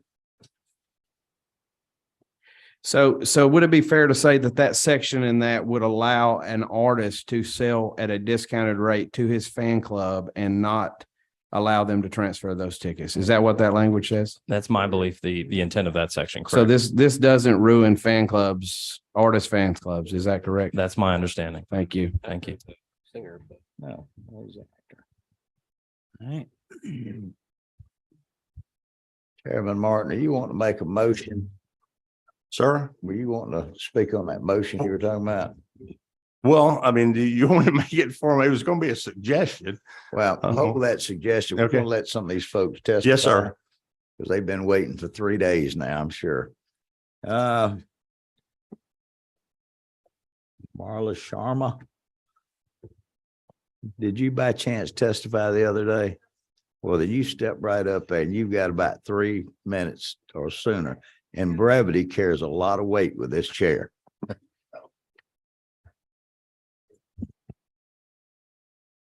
Can you hear me? Okay, sorry about that. Thank you, Chairman Powell. I appreciate the opportunity and I will just skip straight into the meat of this. My name is Mala Sharma. I have worked in the Georgia music industry here for about 30 years. I'm a constituent, I'm a taxpayer. I raised my family here. And I started a nonprofit advocacy organization called Georgia Music Partners about 10 years ago. And we represent the 70,000 music industry professionals that make Georgia their home, that operate the 9,613 music businesses in and around the state. And we oppose this bill adamantly. We're your constituents. I know there's a lot of talk about Taylor Swift and Ticketmaster, but for every Taylor Swift, Bruce Springsteen, Beyonce, there are thousands of touring acts that are investing their business in their business at high risk. They're touring in clubs, theaters, festivals around the country. My testimony today is focused on Georgians, our members, your constituents, who are working musicians, artists like Blackberry Smoke, Widespread Panic, and Mastodon, who oppose HB 394. Others that oppose this bill are Red Light Artist Management in Alpharetta that manages Collective Soul, Styx, and Jet Black Roses, a band you will hear from soon. You guys should check them out. LVRN, a record label based in Atlanta that was started by GSU students, 5 of them. They're one of the biggest record companies and have had tremendous investment from out of state for their artists, Summer Walker and Black. Just our live music sector alone in Georgia supports 24,124 jobs, 2.7 billion in economic impact, and generates $113 million in state and local taxes. Our shows bring people to town to stay in hotels and eat in restaurants. And yes, I'm fired up because I'm very passionate about our industry. While our industry is big business for our state, we are not the large corporations that that the sponsor had mentioned. We're small businesses, and we often balance one or more additional jobs so that we can play music or work in clubs and earn a living. There is quite a lot to unpack in this bill. I'm going to be as quick as I can. We understand the intention of this bill is to protect the consumer. I think there's some uncertainty about who the consumer is.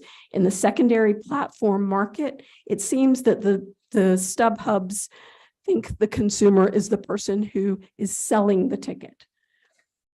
As artists and performers, we think the consumer are our fans, the people who are actually buying the tickets, who want to come to the show. This bill does not punish Ticketmaster, as its proponents suggest. What it does do is it opens the door wider for the secondary ticket market, of which StubHub owns the majority share of a $6 billion industry. And it's expected to double in the next 5 to 7 years. The secondary ticket market that we are taking the guardrails off of, while returning nothing to the musicians, the club owners, the music promoters, and the other hardworking Georgians. The artists and promoters assume all the risks. They cover the expenses. They employ the thousands. They work on the slimmest of margins, and companies like StubHub ensure they receive even less of the earnings than they deserve. Please consider that this legislation negatively impacts Georgia-owned and operated ticket sellers. Fresh Tix and Big Tix are Georgia companies. They are Georgia constituents. This hurts them as well. Right now, as we've heard, in most cases, you can sell your and transfer your tickets.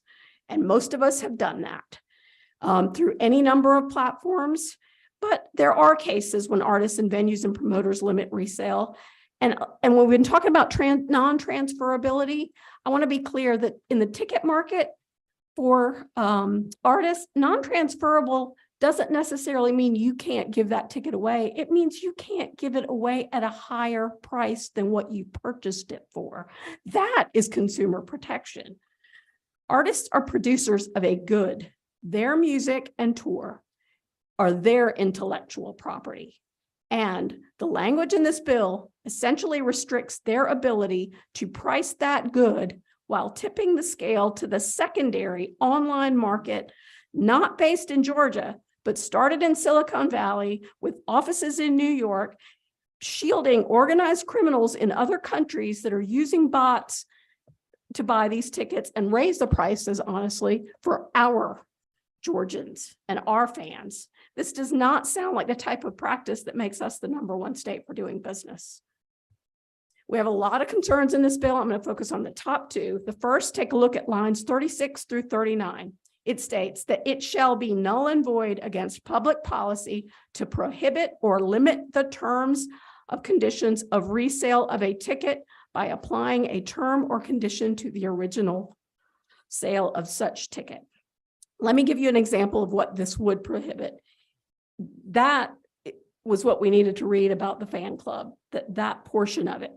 Country artist Zach Bryan has got 2 scheduled shows at Gas South Arena in Duluth. Zach has elected his tickets to go through AXS and use that non-transferable ticket. So those would now no longer be allowed.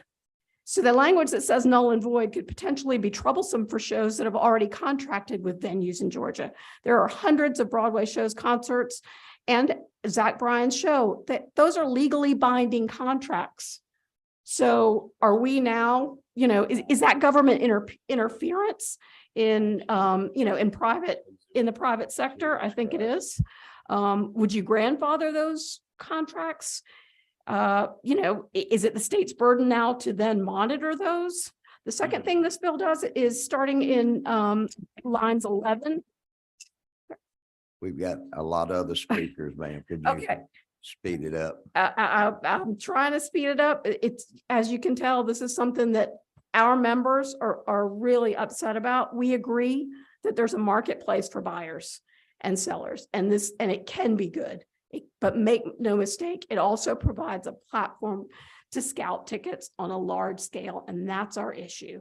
And while well-intended, this bill, it shifts the balance from one monopolistic company to another. It's not solving the problem. The problem the consumers are having is not that they can't sell their tickets. It's they can't buy them for the face value when they go on sale.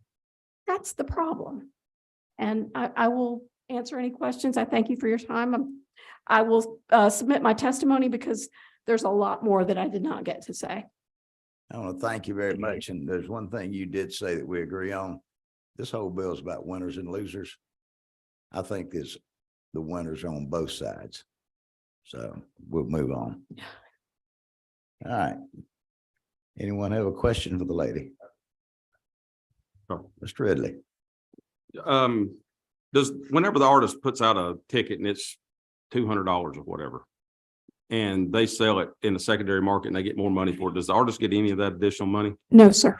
Okay. And also, how does the artist feel about whenever they get here and their tickets are $1,200 or $1,300? How do they feel about that? That's the reason. I mean, they try. That's what the transferability is for. Artists have been trying forever to curtail scalping. This bill just opens the gates to more of that. And my last question, comment, I guess, would be made. You talked about how much risk they take. They don't do these concerts to make money. They do it for their fans. Is that not correct? That is correct. And with the sale, with now digital download and all that stuff, they don't make any money off CDs or anything like that. So that's right. I mean, they're having to do twice as many shows to 3 times as many shows now per year than they were years ago because they had the sales of CDs and that kind of stuff that they could back themselves on. So it's a consistent investment every trip, just trying to make it to the next one. Is that not right? That is, and I'd like you to consider the fact that, for 2 years, the live industry was shut down, the first to close during COVID and the last to reopen. So we're also, it's tough. Thank you.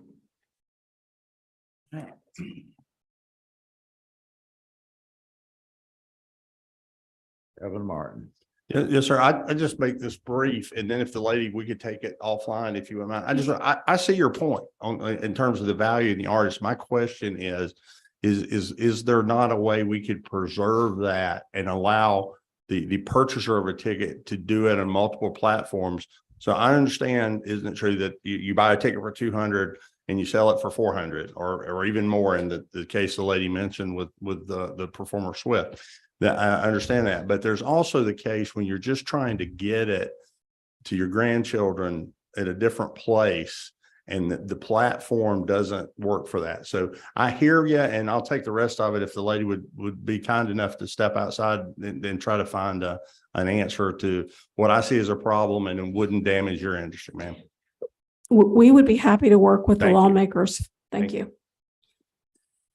Chairman Carpenter. Thank you so much, Chairman. Mala, real quick, a quick question. I do apologize, but I understand the concern. I've been on 1,000 different sides of this. I've helped promote concerts and lost money, so I understand the frustration from that standpoint.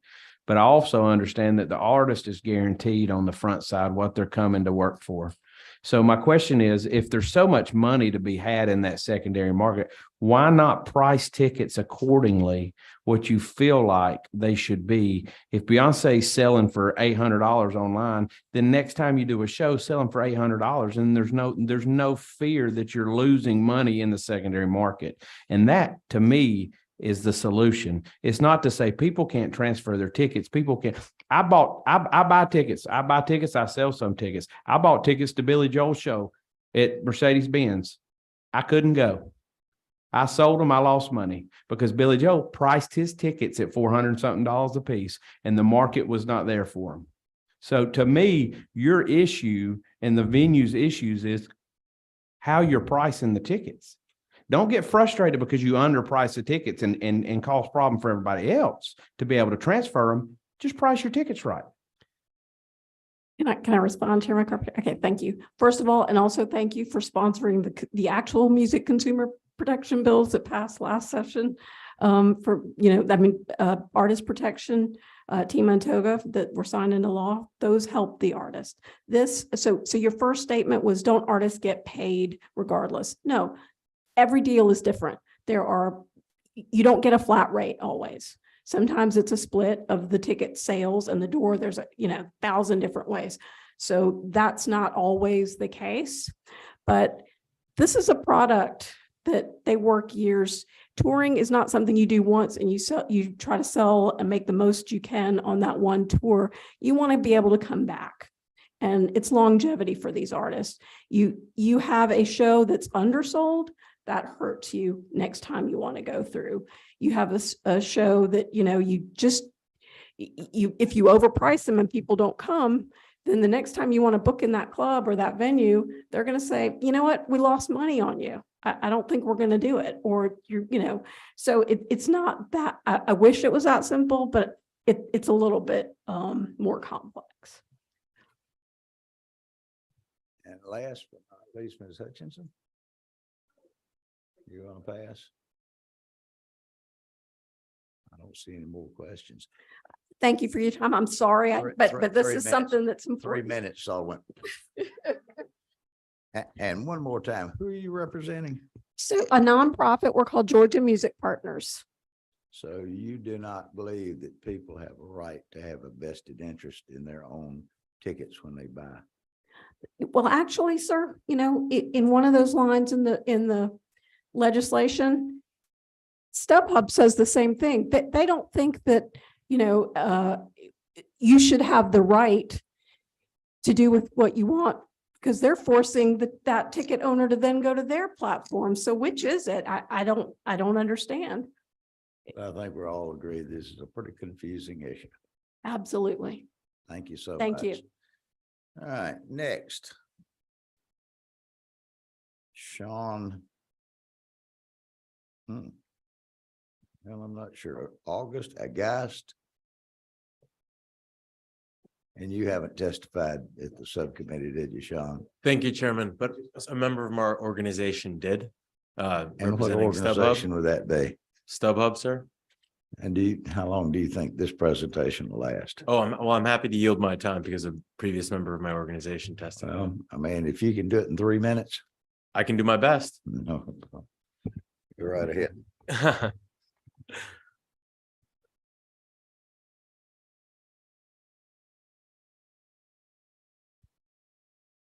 Thank you, Chairman Powell, members of the committee. Thank you for the opportunity to participate in today's hearing on House Bill 398. My name is Sean Ash, and I am State Government Relations Manager at StubHub. What is StubHub? As some of you may know, StubHub revolutionized the ticket resale marketplace by taking resale off the streets and bringing it online. As the world's leading ticket marketplace, we provide a platform that allows buyers and sellers to connect. We do not buy tickets for resale. What we do is provide customer service in that transaction. Put simply, we provide choice for consumers. HB 398 is relatively straightforward. It gives consumers the right to sell or transfer a ticket that they have rightfully purchased, a right that is not currently protected under Georgia law. Be it a team, venue, artist, or primary ticketing company, they get to decide what you, as a consumer, do with your ticket. If they decide that you shouldn't resell or transfer or give away or donate that ticket to charity, they can currently do that.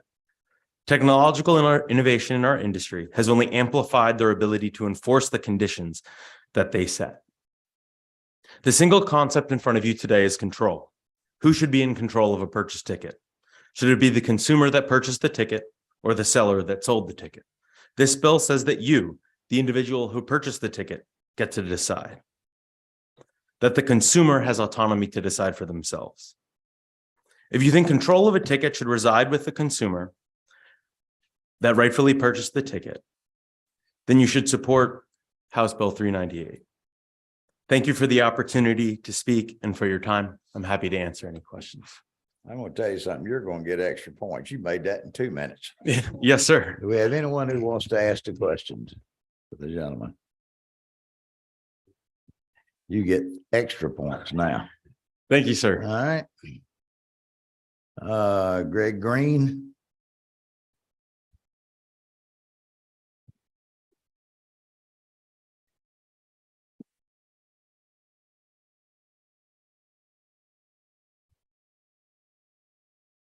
Thank you for the opportunity. I'm here not representing a large corporation, but a small concert promoter based here in Atlanta. We own and operate a venue a stone's throw from here in underground Atlanta called the Masquerade. We also promote hundreds of concerts annually around the state in a variety of venues, aside from our own. These venues use a wide variety of primary ticketing platforms, from Access to C-Tickets, Ticketmaster, Dice, Fresh Tix, etc. All of these platforms and the artists whose events are housed on them are plagued by scalping companies and predatory bot buyers. The place where these bot buyers go to dump their inventory are the secondary platforms. When you go to StubHub or Vivid Seats, the vast majority of seats you see being sold there have been purchased fraudulently by bots. This is what happens when a popular event goes on sale. An event announcement is made, typically early in the week. Ads are posted for an end of week on sale. Come Friday, the tickets are made available. Some events are popular and sell out quickly, and some not so much. But at some point on popular events, when unusual or unpredicted spikes in sales activity are observed, you can be assured that the purchases are bots directed by scalpers. At that point, artists and their agencies will request that buyer lists be pulled and scanned to try to identify this fraudulent activity. The signals of these purchases are multiple ticket purchases of the max number of tickets from different email accounts, all using the same IP address, or max purchases from email addresses with fake domains such as Mary33@ilovetickets.com. And then when you go look up ilovetickets.com, you find it's a domain parked at GoDaddy. It's not real. You recognize that as fraudulent. Excuse me. We cancel those sales. We refund the money and put the tickets back on sale. And this process might be done several times before a show date in order to get tickets into real fans' hands at the desired and contracted ticket price. One thing that I feel is important to note is that a ticket is not the commodity being traded here. The ticket has no intrinsic value of its own. The commodity is the performance, and that belongs to the artist and the promoter. In virtually all cases, an artist never intended their $40 ticket to be vacuumed up by the hundreds and resold for $400. Damn. We put a popular event on sale Monday, and before the on sale even started, there were numerous social media posts saying, "Change of plans, can't go, hit me up for tickets." And unfortunately got sick, have to sell mine for an event that's in November. These are scalpers gaming the system and ruining the live event ecology for fans. Other mitigating practices such as delivery delay of barcodes don't harm genuine fans. They're just attempts to limit the ability of scalpers to get their hands on tickets. This is generally lifted close to the event date, and that's the opportunity for fans who wish to sell their tickets to do so on whatever platform they choose. Lastly, I would ask a question that has already been asked, but who is pushing this legislation? Who does it benefit? It's solely these resale platforms located out of state who host and profit from the scalper sales. Where are the voters clamoring for scalping restrictions to be removed? There aren't any. You only have in front of you a broad representation of the live music industry saying, let's work together to fix this for everyone. Let's do that instead of jamming through hasty, harmful, and unneeded legislation. Thank you. Well, that's pretty good. You only went 2 minutes or further than the other. Thank you, Mr. Green. All right, we have some votes on Zoom.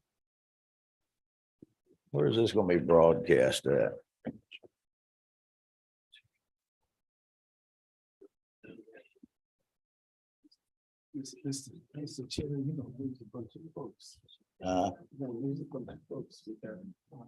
Well,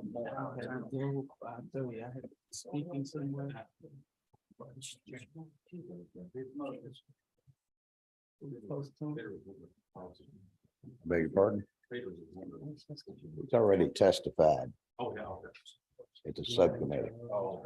Trying to get this thing out. We'll be here tomorrow. All right, we have Mr. Brian Hess. Thank you, Mr. Chairman. Thank you for the opportunity to submit testimony this afternoon. My name is Brian Hess. I'm the Executive Director of Sports Fans Coalition. Founded in 2009, SFC is a national nonprofit advocacy group devoted to representing fans wherever public policy impacts the games we love. We've worked in the states and at the federal level to pass equal pay for Olympians, youth athlete health and safety reforms, and sports betting consumer protections. In partnership with the National Consumers League and Consumer Federation of America, we've developed the Ticket Buyer Bill of Rights, a set of principles we believe should accompany any ticketing legislation. A key part of our Bill of Rights is the right to transfer, which this bill enshrines in the law. Transferability is an important component of any pro-fan ticketing marketplace. Those who oppose this legislation, including Georgia sports teams, may have told you that restricted tickets protect consumers by eliminating bad actors in the secondary marketplace. This is false. In actuality, this bill is about empowering fans. Fans don't just buy tickets, they sell tickets too. Season ticket holders, for example, want the freedom to sell their tickets if they can't make a game due to illness, work obligations, or any other reason. The ease of resale encourages fans to invest more in Georgia's home teams and allows consumers to purchase season tickets they otherwise would not be able to afford. The ability to freely transfer tickets gives fans, who must often buy event tickets months in advance, confidence their ticket purchase will be protected if they cannot attend an event. As stated before, transferability is a critical consumer protection in the competitive ticket marketplace, and HB 398 provides that right to all sports fans, and I urge the bill be voted favorably. Thank you. All right, thank you. Appreciate that. Any questions? Can you hear me? Yes. Who did you say you're with? Sports Fans Coalition. Okay, who funds y'all? We have a few different contributors, all who support our full mission at SFC. Some do request anonymity, but I'm happy to discuss that offline. The reason why is, for example, the NFL retaliated against one of our contributors a few years ago for supporting us. And so we try to protect the interests of our partners. So you don't want to tell that StubHub funds your coalition? I can tell you StubHub has contributed, does contribute to us, yes. Okay, thank you. All right. All right, next up. Thank you, Mr. Hess. All right, next up, we have Carl Zabo. Mr. Chairman, members of the committee, my name is Carl Zabo. I am Vice President and General Counsel of NetChoice, also a professor at George Mason Antonin Scalia Law School. And, you know, something I always tell my students is just because something is unnecessary doesn't mean it's not worth doing. So you've heard a lot of testimony saying, don't worry, this isn't going on. There's a lot of people in that room who are out there claiming that restrictions on transferability isn't happening. And that's why you shouldn't pass the bill. That's a lot of money sitting in that room opposing a bill that apparently has no impact on them. So I think there is something a bit fishy on that. Now, I'll be quick because the Hawks are playing tonight at 7:30. But man, if you wanted to transfer those tickets, you couldn't just hand them over to a friend like you used to. You'd have to install an app, download it, have them sign up for an account, sign up for your account, and then transfer it to them. So you can already see there's a problem at stake. Now, we did polling about a year ago, asking Georgia fans, exclusively in Georgia, what do you think about your tickets? 83% of Georgia fans said they support legislation that guarantees their right to resell and give away the tickets as they see fit. That's what we're talking about here today. If you go and ask any of your constituents, can you just give a ticket to a friend? They're overwhelmingly going to say, of course I can. That's an absurd question. But we see those rights eroding, and we ask that you enshrine those rights before they're gone. And with that, we enthusiastically support and thank you for having us. Mr. Ridley. Hello, who did you say you're with? I'm with Net Choice. That Choice, okay. Are you here just out of the goodness of your heart, or who's paying you? No, absolutely not. We promote free expression and free enterprise on the internet. You can actually see a list of all of our members at netchoice.org. And basically, look, I'm a conservative. I believe in the free market, but the free market has failed in this case. Is StubHub one of your we people need that's to on make your? Absolutely. So is Amazon, Etsy, Pinterest, and a large majority of the online marketplace. And that's what we're talking about, making sure how to have free transferability for everyone in the way that we always have. I don't think you get to have a free transferability. How do you get to be $1 billion company with free transferability? We need to figure that out. That well, exactly the same way you buy and trade any item, whether it's commodity good or otherwise. All right. Number 17. That would be Ms. Maynard. Yes, thank you, Chair.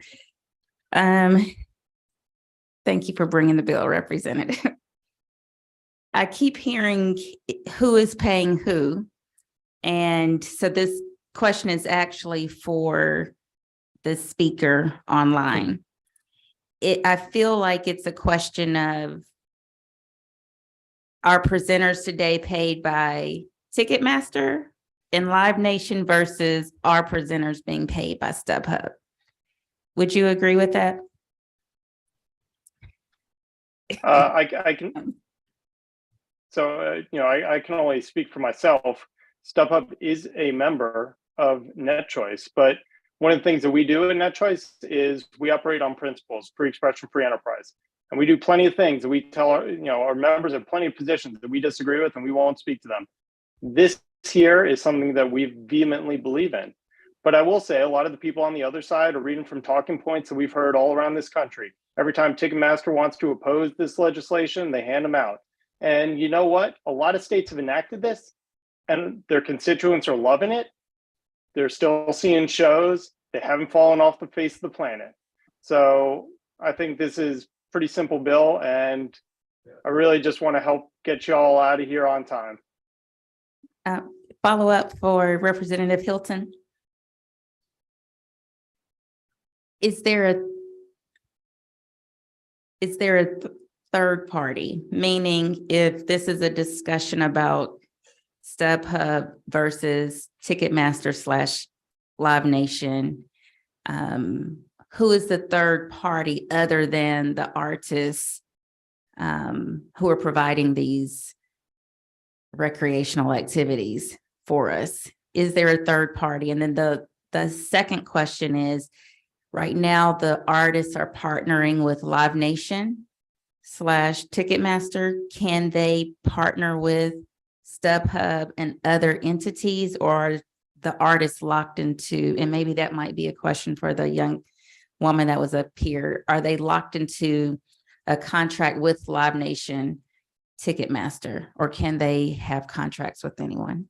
They can have contracts with whoever, but the unfortunate reality is we're seeing a growing trend toward a contract with Live Nation / Ticketmaster, where they serve as judge, jury, and executioner. They host the event, they sell the tickets, and then they resell the tickets, and you're trapped in that kind of closed loop. You asked who the third party is in all this. You're right. We've got StubHub here, and it's like I said at the beginning, we've got Ticketmaster here. You and I are the third party. Whoever said it best. This is all about control. Who ultimately, at the end of the day, has control over the ticket? Is it us, or is it the venue / promoter / That's what this committee has to decide.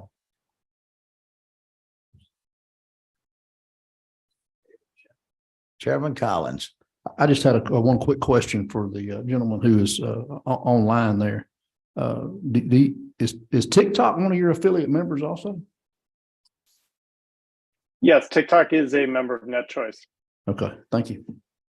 All right, Chairman Williamson. Thank you, Mr. Chairman. To the professor from George Mason, my question is, do you condone the use of these bots to be able to gather tickets at the front side? As a free market conservative, do you condone that capitalistic behavior?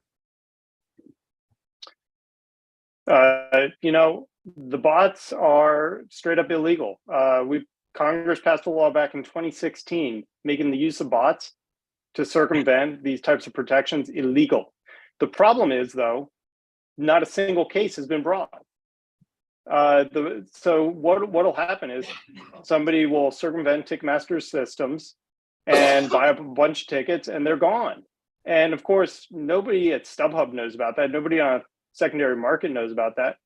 But Ticketmaster knows about it. They can refer that immediately, not only to the US Department of Justice, but to your state AG for prosecution. But it doesn't happen. And that's where the system is breaking. But that has nothing to do with the bill we're talking about here today. We're talking about the ease with which you can give away your ticket just like you always have. Just like you used to go and grab a ticket, second inning of a Braves game, and walk up and buy it, and walk up and use it. Just a follow-up question then, because you haven't been privy to all the discussion. I've heard almost without exception, everybody's talking about the bots. We've heard it earlier today that drives up ticket prices and it keeps some avid fans away because it's out of their price range for certain sports teams and such as that. But my question is, being a technology-driven advocacy organization that you are, is there any effort through your organization to figure out a way to control this behavior? It's illegal. Is anyone working on a way to figure out a way to stop this robotic purchases of tickets? Yeah, my members are constantly trying to create systems to prevent people from doing this. And actually, you see it all over the place. You'll be logging in somewhere and you'll click the "I'm not a robot" button. But the problem is there's only one place to buy tickets, and that's Ticketmaster. And I don't know what type of software they use, but it's not working too well. There was actually a report a couple of years ago that Ticketmaster is actually working with scalpers to circumvent these protections and use the bots.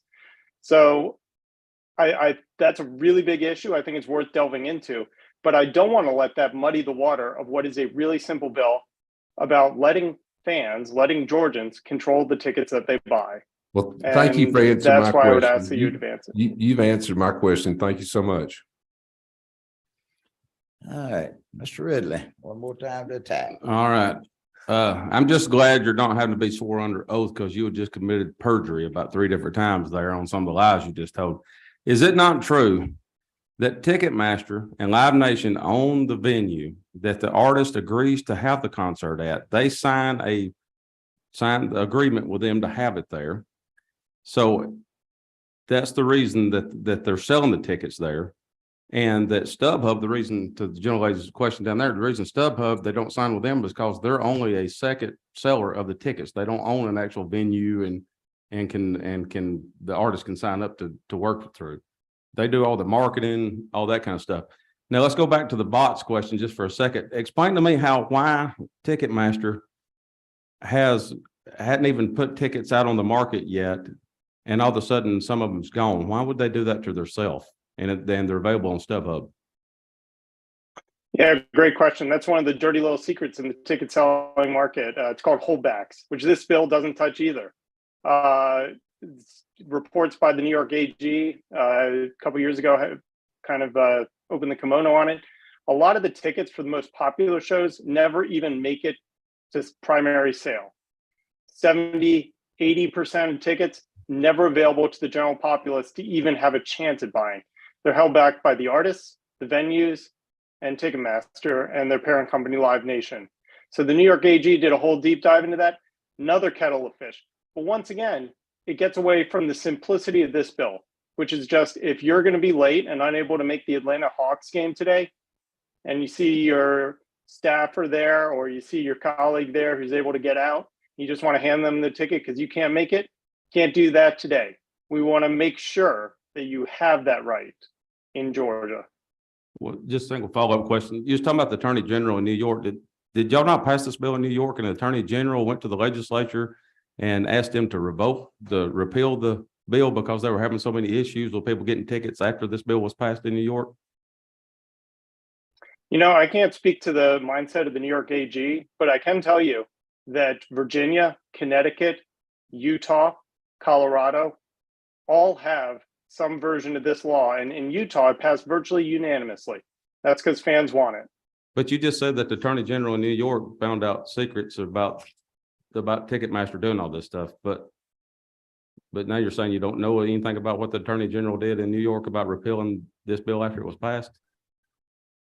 You know, I can't speak to the mindset of the New York Attorney General, but as I said, New York's had this on the book for many years. They had a lot of concerts, a lot of shows, and the fans seem really happy. Okay, thank you. No more questions. My goodness. Let's see, it's minor. Thank you, Chairman. My next question is for Representative Hilton. I most likely am going to vote no on the bill. I'm voting no on the bill because many of the venues in my district, being downtown, in that Midtown, Atlantic Station, Ben Stadium, those are technically my constituents as well. It is a hard place to be in because I do believe that people should have the right to do what they want to do with their ticket. The concern is, have we addressed anything that's happened at the federal level when the federal legislators were talking with Ticketmaster about that's still in progress? Because I would wonder what was the end result of that, but just letting you know why I'm a no vote. Yeah, no, I appreciate that. And Mr. Chair, I will offer, I know we're kind of late in the day here. We are late in the day, and I want to move on with this meeting because we've got 3 more people, and I'm glad to know that you're going to vote with your constituent industries downtown. But let's move on. Let these last 3 people testify, please. Chuck Lavelle. Yes, thank you, Mr. Chairman. Thank you, committee. I will be very brief. I'm Chuck Lavelle. I'm the musical director and keyboardist with the Rolling Stones. I've also had a career working with the Allman Brothers Band back in the 70s, played with or recorded with the Black Crowes, John Mayer, David Gilmour, Miranda Lambert, Eric Church, and a host of others. I would urge the committee and the chairman to listen closely to the testimony given by Mr. Green and by Mala. I think they state the case very clearly. If you think bingo is complicated, this is a lot more complicated. And I would also point out that it's interesting to me that the people that are opposed to this bill are from Georgia, and those that want it passed are not.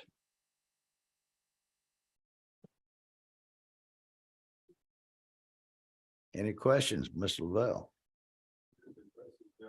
I'm impressed with you, sir. You better, you walked this earth long enough to know that brevity really does mean a lot to me. Thank you so much, Chuck.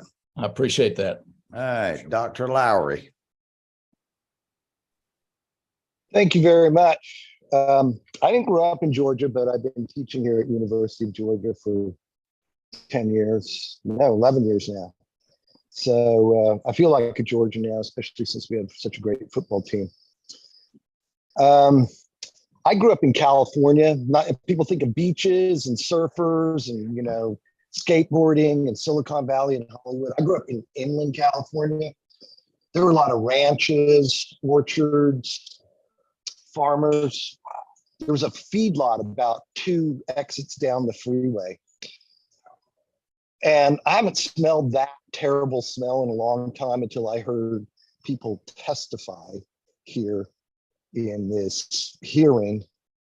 I mean, you know what I'm getting at. This is basically a lot of forced manure. I prepared a bunch of slides here. but I'm not going to do it. Look, what this bill, can I share screen? Can I share slides? Yeah, I think I can. You're still there. There. Okay. So look, this is the ticket market. There's a face value. I took one ticket. This is an example. This is the face value of the ticket, right? $110 for this innings festival in Georgia. It was sold on Ticketmaster. You get tickets, a ticketing service charge, and then a tax, and that's $33. That brings it up to $143. Then it pops up on StubHub. And this is, I was trying to be nice. I was trying to find a StubHub example where they didn't mark it up very much, right? So mark it up $10, and then StubHub charges $57 in reseller fees, right? This bill only limits that first fee, number 2, right?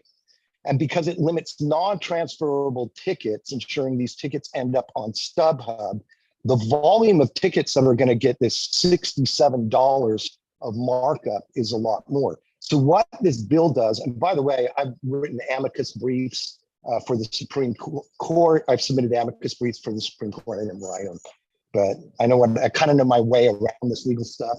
So reading this bill, what happens here is that all you're doing is adjusting maybe the ticket agency service fee, the Ticketmaster fee, and then you're pushing all these more tickets onto StubHub, which marks it up more than anybody else.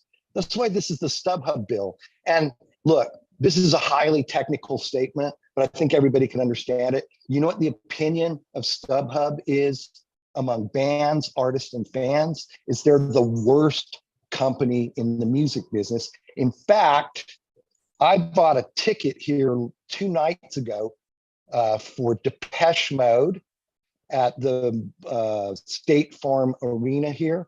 These tickets aren't on sale till tomorrow. I checked with the venue owner. There was no holdback. These are fake tickets, or maybe they're like ticket futures or options or derivatives. And judging by the suits of the people who testified here, the lobbyists who testified here, I think they need to give me, they probably got $300 in their pocket. I think they need to give me my $300 back. I'd also direct the state attorney general's office to look at how does StubHub offer futures on tickets. And look, at least Vivid Seats actually admit that that's what they're doing. Here's that same ticket on Vivid Seats, and they're saying this is just a promise to procure a ticket. Does the Security and Exchange Commission know this? I hope some of the StubHub lobbyists haven't left. Maybe we can get them to answer some of my statement, some of what I've shown you here, okay?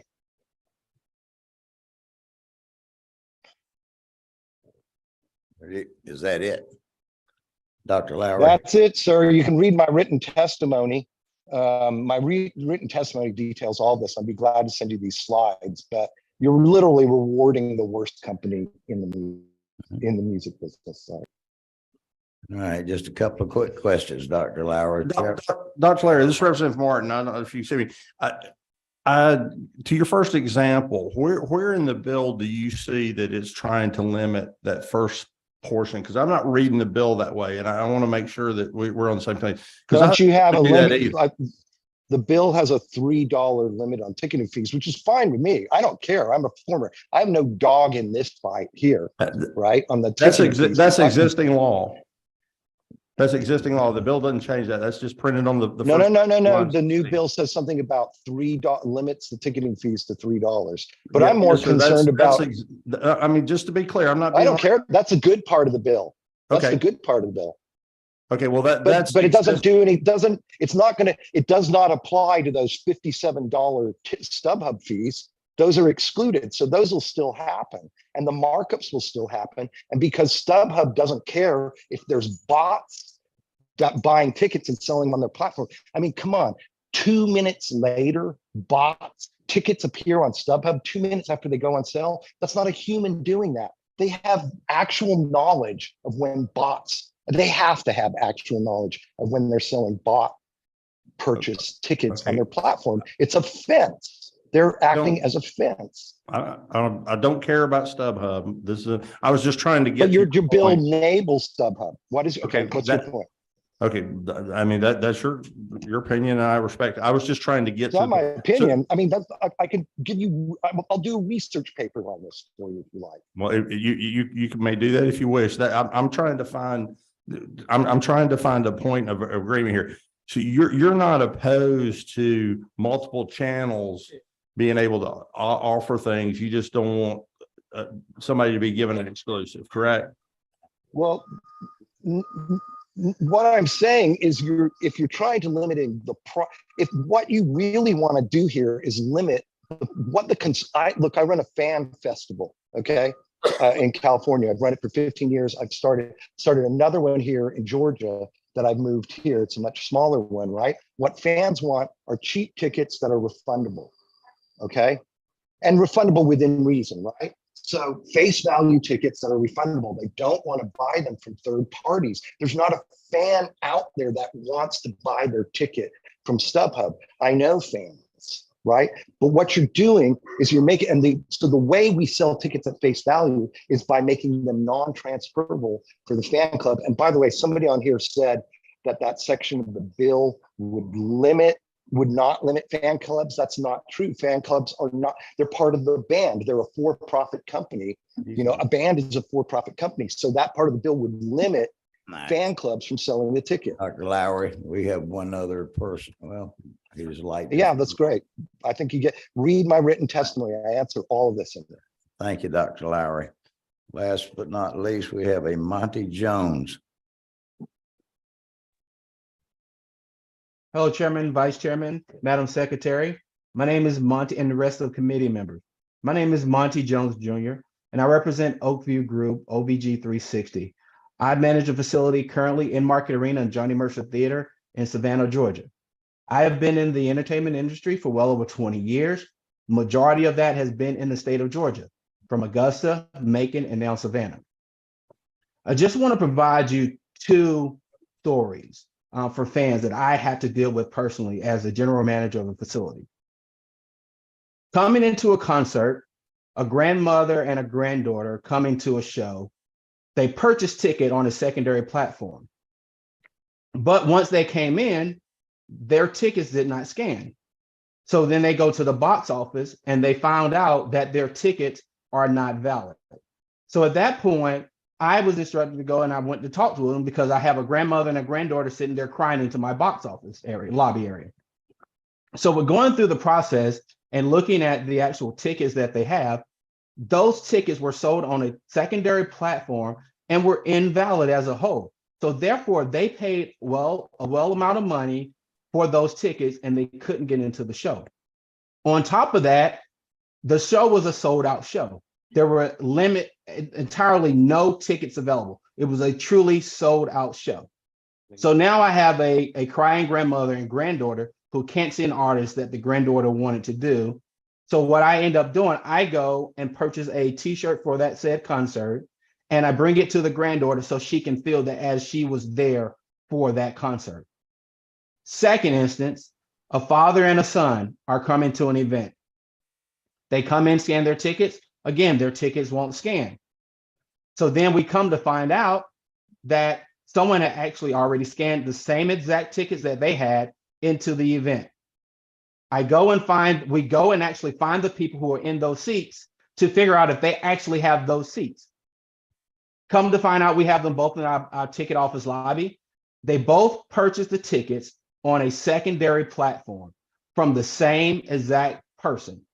So they multiplied the same ticket 2 times that we were aware of. And so therefore, in that instance, the first person, whoever got there first, that was the person that was able to get into the show. So now, therefore, again, this father and son are having to go and spend more money to purchase tickets because they weren't able to go in on the tickets that they purchased on a secondary platform. Thank you for your time. I was sharing you those 2 instances. Thank you so much, Mr. Jones. Representative Hutchinson, I just didn't speak quick enough. Thank you, Mr. Chair. I have a question. How how would this bill help the two situations that you just explained?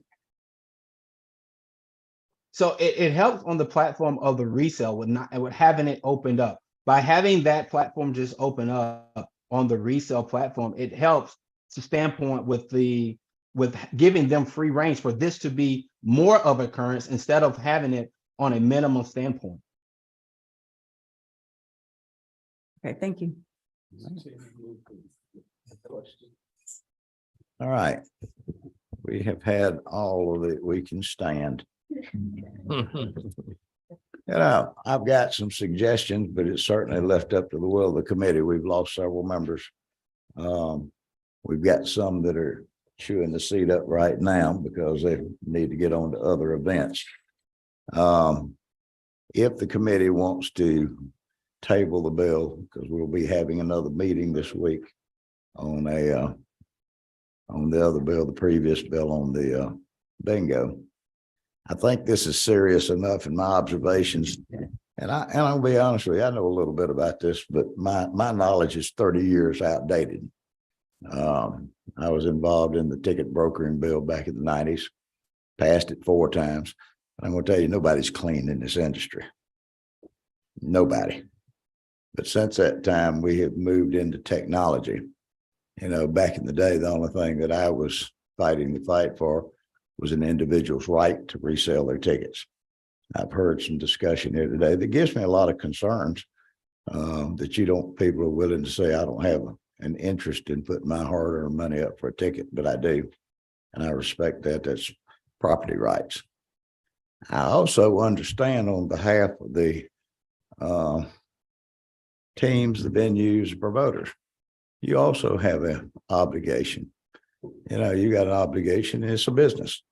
Ticketmasters, I've heard 80% or plus. I don't know what the true amount is. But there's one thing that I have realized. The problem here is all technology based. This botting business, you know, I don't think it's right. I think that me or you as an individual, you bought a ticket for you and your family, you've got a right to sell that ticket. And I think that's what Representative Hilton is after. I don't know anything about StubHub or none of these other companies. I'm way past the point. I don't buy tickets. I just watch the venue at home because I can pour a drink when I want to, and I can see the replays of an event. And that's personally my choice. I may be the only person in this room that doesn't even have an Uber app, quite frankly, because I refuse to patronize folks who don't pay their taxes. But that's just me. That's my stubbornness. I would really like to have some discussion, but we're way over time tonight. People's left. I'm more interested that we look at some of the amendments at the proper time. In discussions with Peter and some others, I realize that one of the problems, and quite honestly, on their behalf, I'll tell you, this idea about botting, I never had thought about botting until earlier in the week. But when you have people that are so technologically advanced that they zoom in there and they buy blocks of tickets, I don't agree with it. That is scalping. Me as the owner of a ticket, that's not scalping. That's free enterprise to sell your ticket. But this botting stuff where they zoom in and they outpace everybody with all of this stuff. But I've been told that even with the resources of Ticketmaster, they can't control botting. Well, like I said, I'm not a technological guy, but I asked Chairman Todd Jones, and he's probably the most technologically guy that I know in the legislature. And he said, yeah. He said, they can take care of that. They've got the technology to get rid of the botting. And I don't know anything other but take somebody's word for that knows better than I do. I know that my feeble mind with technology is I've been online before and they asked me, am I a robot? Well, then they asked me to identify the red light in a half a dozen pictures. And apparently that must do away with it. But that's one of the things I'd like for this committee, if this committee comes back and hears the rest of this test or gets into some lively debate. But I'd like for y'all to look at those amendments. One of them's the one that I had prepared that makes it a serious penalties for botting. I believe it's $50,000. And I really wanted to put disgorgement on top of that for botting. So, of course, there's also enough in here for all sides that not like. But that being said, if the committee would be in agreement, then we will come back tomorrow, the next day, whatever time the others get prepared. And let's take a look at it. And you can amend the bill, you can kill the bill, you can add to the amendments, you can do whatever you want to. But, I would give my concerns, we're unfortunately, we're living in the time of the Truman Show, folks. Y'all remember Truman Burbank from the great town of Sea Haven? He just lived his life and he was controlled by the monopolies and by the TV crews and the such. But I'm fearful that's where we're going when I start hearing people who say that they don't really care about their interest. So what is the will? Would this committee like to set this bill aside and come back when we do the